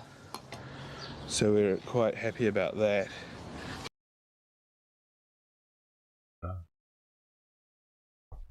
Heck yeah, bro. Thanks for joining us for the news at 10. I'm Morgan Romero. Idaho. Keeping Idaho's rivers and lakes safe for wildlife and people depends in part on wastewater treatment plants filtering out pollutants. But a recent report from a local environmental group found more than half of our facilities violated the federal government's Clean Water Act last year. Abby Davis looked into the report today. And Abby, what did you learn? Well, the Idaho Conservation League publishes this study annually. This one was reported earlier this week. It covers the 520 violations from last year, so 2022. The Federal Clean Water Act requires sewage and water be cleaned and treated before going back into the environment. But Conservation League data shows 57% of Idaho's wastewater treatment facilities did not comply with the act in 2022. Conservation associate Will Tiedemann says those facilities released harmful bacteria, chemicals, or toxic metals. Most of the violations happened in relatively small rural communities. And that's primarily due because to the lack of resource and funds that sometimes these rural communities have to addressing aging equipment or outdated facilities. It is difficult sometimes to find these resources for smaller cities, but nonetheless, it's an important part of the Clean Water Act to commit to your permit or comply with your permit. Data shows 3 facilities in Driggs, Jerome, and Kuna made up a quarter of all the violations last year. KTVB reached out to the cities. In a statement, Jerome's superintendent said they have not experienced any more violations. He said, quote, "The wastewater staff takes permit violations very seriously, just like the Conservation League does." He continued to go on. Their goal is to make sure clean and safe water is provided for all downstream users. The other 2 cities, Driggs and Kuna, did not get back to us. I also contacted the Department of Environmental Quality about what sort of repercussions these facilities could face for violating the Clean Water Act, but did not hear back yet. Of course, the report does have some good news. The Conservation League says several facilities with previous violations, they actually cut back on the amount of pollutants getting released. Yeah, so some good news there, Morgan. Yeah, and Abby, it's interesting to see how 3 facilities made up for the vast majority of these violations. Were there any others that caught your eye? Yes, well, the report goes through all of these different statistics. They really focused on about 11 of them. So of these 57% of all of these wastewater facility treatments violating the Clean Water Act, it's really a small handful when you look at the grand scheme of things. Okay, Abby, and of course, the nonprofit does provide a lot of recommendations to wastewater treatment staff and local leaders about what they can improve upon at their facilities. So the Conservation League is a resource for these places. Yes, exactly right. All right, Abby, thank you. Dude, their news feels like a college news broadcast. Idaho. Illegal e-bikes.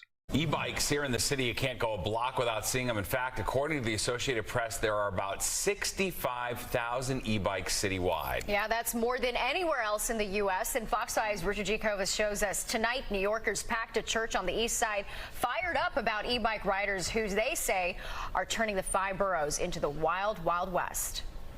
Every single day this week, we have had goons getting on the buses, 8 at a time, getting all of us tickets, but never on the sidewalk giving anybody a ticket. Hundreds of New Yorkers taking on the NYPD tonight at a town hall in Kips Bay, demanding answers. Why is there no enforcement of illegal e-bike scooters, mopeds, and motorcycles on New York City streets? I'm sorry for this. E-bikes are all over. Many say they are overrunning the Big Apple, illegal e-vehicles operating without a license plate, and speeding down the city's busiest streets. That's not a fucking e-vehicle, dude. You can clearly hear the motor.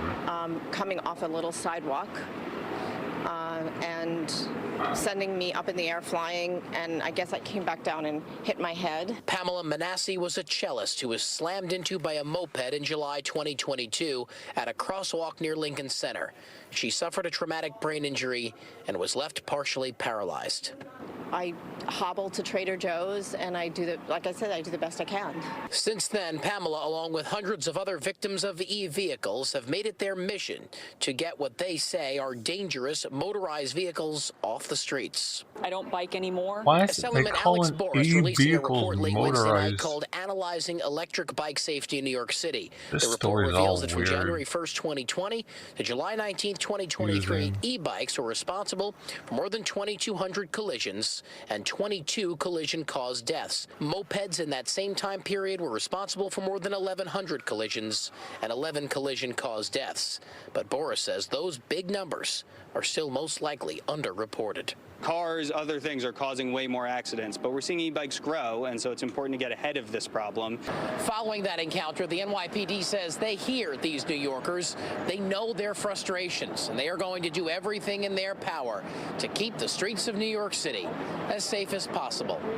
Warren Kips Bay, Richard Giacofis, Fox 5 News. E-bikes here in the city. Need a special e-bike division that goes after the e-bikers.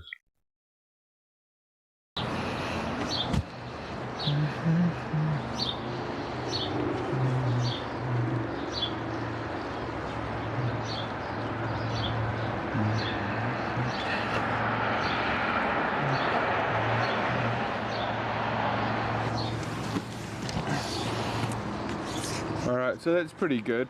What I'd like to do is a banner right across the front.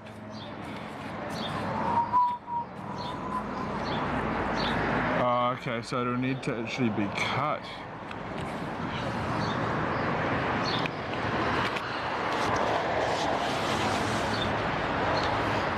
Might need to be cut.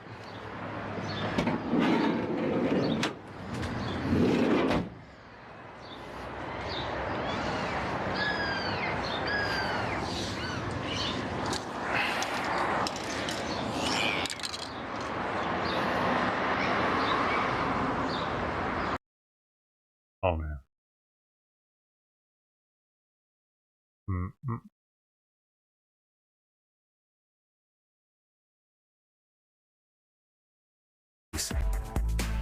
Texas Governor Greg Abbott in New York City today addressing a conservative think tank. And no surprise, much of his speech was focused on the migrant crisis, even blaming President Biden's border policies for the fentanyl poisoning of a toddler at a Bronx daycare. Fox 5's Morgan McKay joining us now in studio. Morgan, do you know if Abbott is planning to meet with the mayor or perhaps the governor?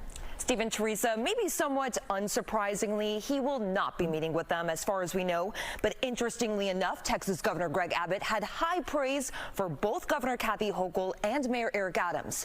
And while that love was not returned, he said that their criticism of the federal government's lack of action on the migrant crisis is correct and urged the top two New York leaders to join him in calling for President Joe Biden to close the border. That's unsustainable. I think those are the words of your mayor. Texas Governor Greg Abbott in Manhattan and quoting Mayor Eric Adams, urging President Joe Biden to crack down on the flood of migrants entering the country by implementing stronger border policies. Coincidentally, Abbott was speaking across the street from the city's migrant intake center, where at least some of the migrants Abbott has bused from Texas are currently living. He claims that he has only bused 15,800 migrants so far, something that the city is not outwardly disputing. What is going on in New York is calm and organized compared to the real chaos of what we see on the border, not every day, but every hour of every day. However, there is now confusion here in the city on where the rest of the 102,000 migrants have come from since last year. City officials will not give clear answers, nor will they provide access to a migrant database, if there is one, keeping track of who and where these migrants are arriving from. For example, just last week, Mayor Eric Adams blasted the federal government for claiming that 40% of migrants in the city shelter system are Venezuelan and now eligible for work authorization, even holding up a whiteboard and saying that only around 9,500 migrants are eligible. I just want to go over some very clear numbers so we could have some accurate reporting, because there was I think there was a lack of clarity on the numbers. But now on Wednesday, the city is walking that back and is now estimating that at least 22,000 migrants are Venezuelan, although they say they have only surveyed 70% of migrants in the city's care so far. After a back and forth with reporters, Deputy Mayor Ann Williams-Isom claimed that these numbers are not a top priority for New Yorkers anyways. So I understand that this is an important issue. We will get you the information, but please don't tell me it's because the public is dying to know the numbers of Venezuelans. Now, the city says it will also be handing out new flyers to migrants in the city as well as at the border. It tells migrants they will not be placed in a hotel, that New York is expensive, and the city will not be helping them obtain a work permit. However, at least right now, that is exactly what the city is doing. Steve? Interesting. All right. Thanks, Morgan.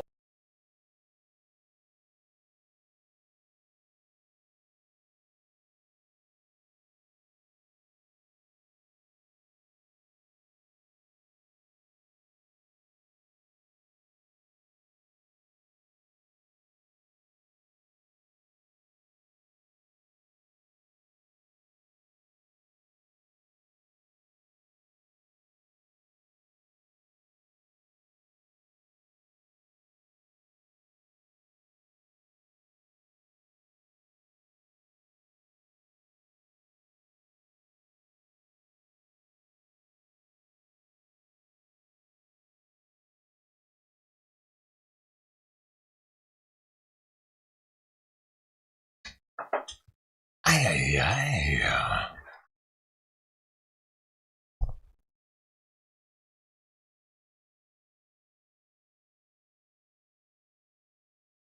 Level 8. Migrants seen hopping over the border wall right here in San Diego County minutes before they were apprehended by Border Dude, it's Patrol happening agents. everywhere. Thank you for joining us on this Wednesday night. I'm Kathleen Bay. The amount of migrants crossing over into the U.S. has surged in recent weeks. And while we've reported on the ones who are illegally seeking asylum, some are just making a mad dash across. Our Jamie Chambers joins us live in San Ysidro and starts us off tonight. Jamie. Kathleen, we've seen a lot of those situations just recently. There's a lot of new pressure on the border right now. Volunteers are handling some of the immigrants that are here sort of in no man's land between Tijuana and San Diego. They're doing some medical work. Someone's cut their hands, but that just goes to show you just how busy things have gotten down here with roughly 100 new migrants showing up daily. The pressure on the border is building once again. Dozens of people were filmed this morning surrendering to border agents, with one man scaling the second fence and making a break for it. Running on the soft sand for a quarter mile, the man tires out. He's able to outrun one agent, but then the border agent gets back in his truck and closes the distance. Eventually, the man is caught in the marshlands, energy exhausted, and is tackled into the water. Border Patrol says Sector San Diego has apprehended 204,000 migrants this year alone, a new record. Immigrant activists say these migrants are dealing with a different kind of desperation. Imagine you're going to do whatever you can to save your life or the life of your loved ones, of your family. Robert Vivar has been clothing and feeding immigrants along the border who are waiting to be taken into custody. He says very few are from Mexico. These migrants are coming from everywhere. Eastern Europe, Africa, South America, just about every corner of the earth that you could imagine. Alex Aguirre jumped the fence today into no man's land, telling us he's a singer from Colombia. Saying his music was claimed by two warring cartel factions, and rather than pick a side, he fled with his family. What? I needed to help them. How can I leave them with the kids? His music was claimed. There are just so many desperate choices that You are we've learned ours from now. these migrants Make when us you're more down music. here. And the volunteers say that there's roughly about 100 people a day that are showing up new. And Border Patrol agents are about able to take 50 to 60. That's according to the volunteers. So they take those folks to processing. That's the very latest from just west of the San Ysidro border. Jamie Chambers, Fox 5 News. All right. Thank you for the update tonight. Glad there's not as many coming through San Diego.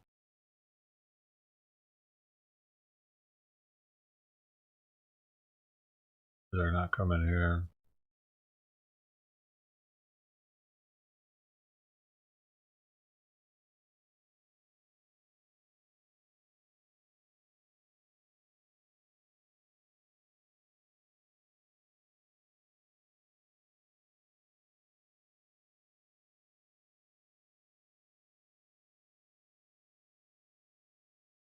I was watching this live. I wasn't streaming it though. That was wild. Well, I wish they would get this over with. I'm tired of seeing shit from 2 weeks ago. I think that it's happening or something because I'm seeing some old shit again.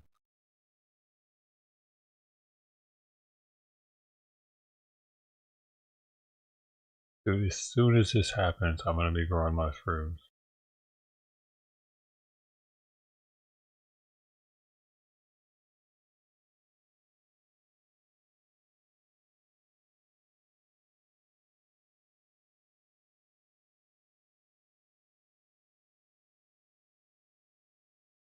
The city of Denver says it is dealing with a surge of new migrants from the southern border. The city has now served and sheltered more than 20,000 migrants since December. Hundreds of them being bussed in from Texas just this past weekend. Fox 31's Rogelio Amaro is taking a deeper dive into those numbers. He's on it for us live tonight. Rogelio.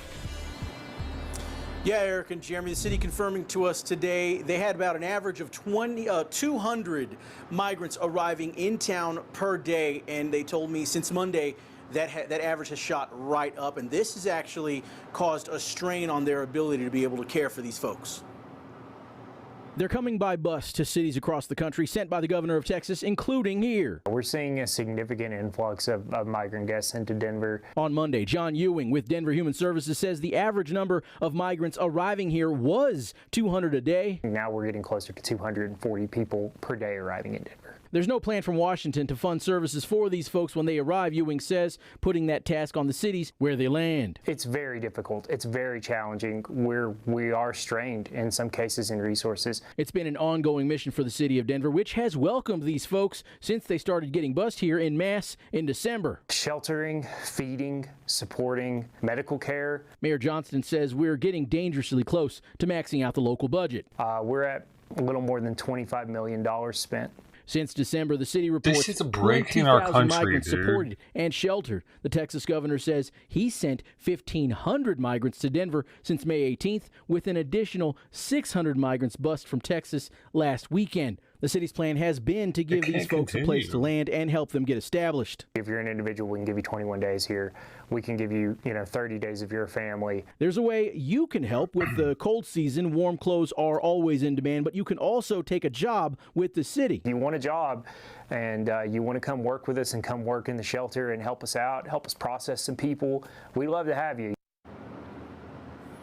So according to the job posting online provided by the city, this job is a part-time one that pays $25 an hour. We've got more information about how you can learn more about that job online at kdvr.com. We're live in Denver. We're Rogelio Mares, Fox 31.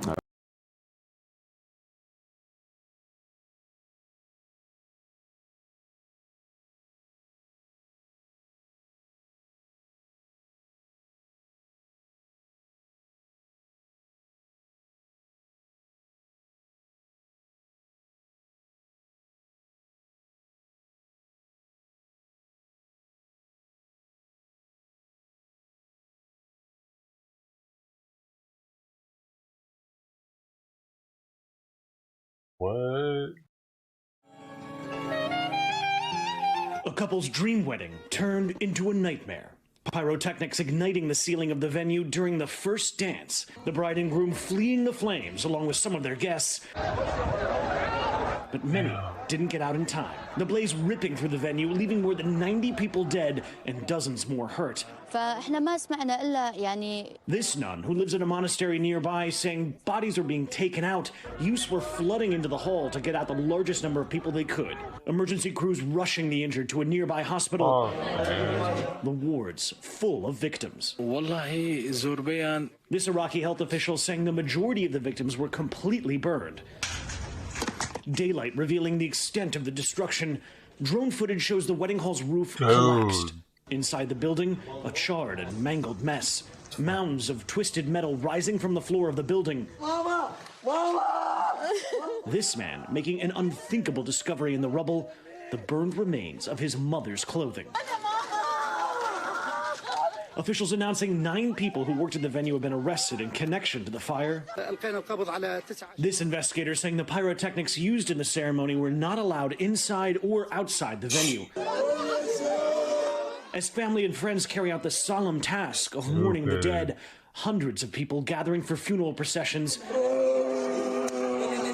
A day supposed to be filled with celebration turned into tragedy. Matt Bradley, NBC News. Thanks for watching. Stay updated about breaking news and time.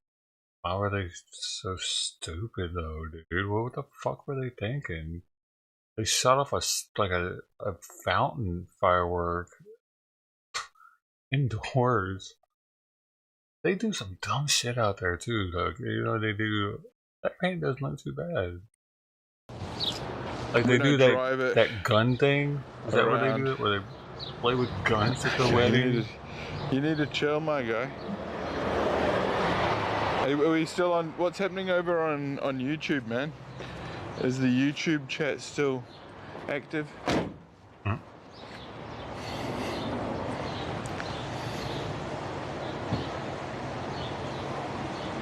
Okay, great. Well, we need you there, man. We need you to monitor the shit out of it.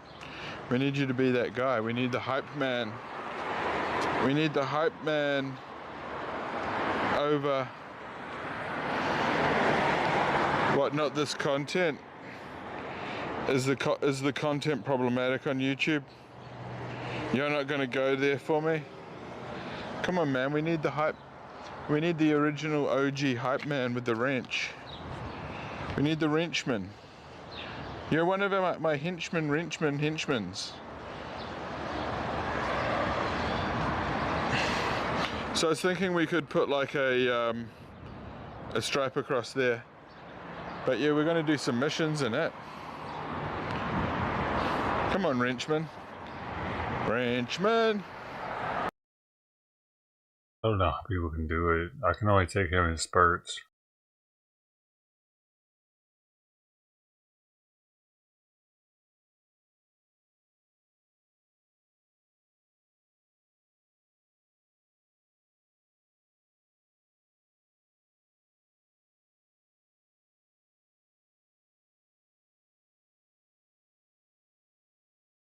I know there's got to be something that's happened. Where is it?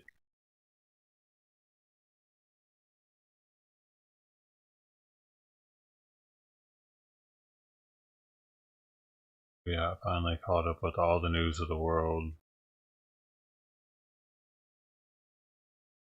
It's in English.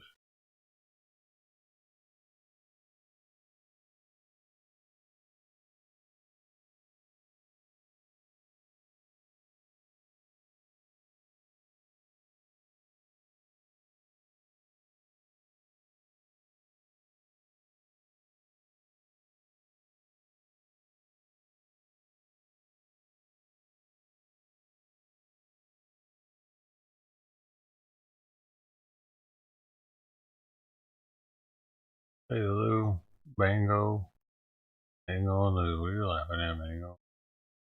The van? Sweet home.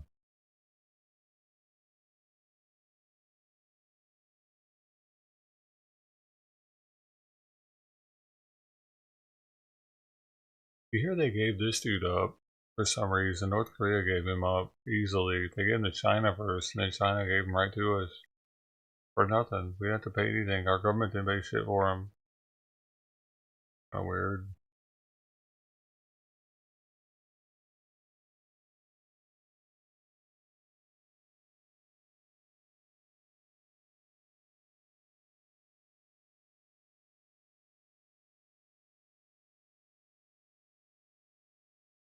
Hey Lou, did you say anything else ever hello and bye?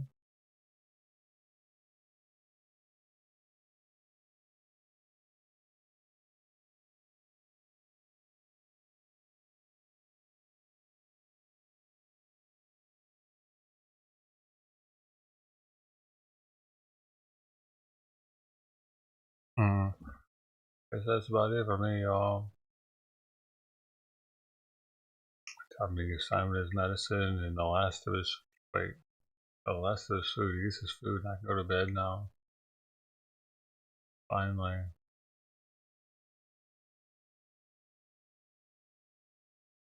Start all over at 5:30 in the morning.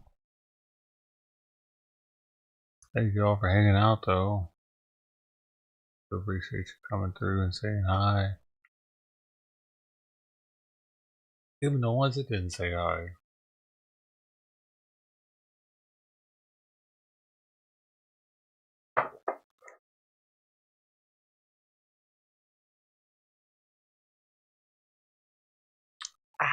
Thanks for coming through. You too, Rumble. Even though you never said anything.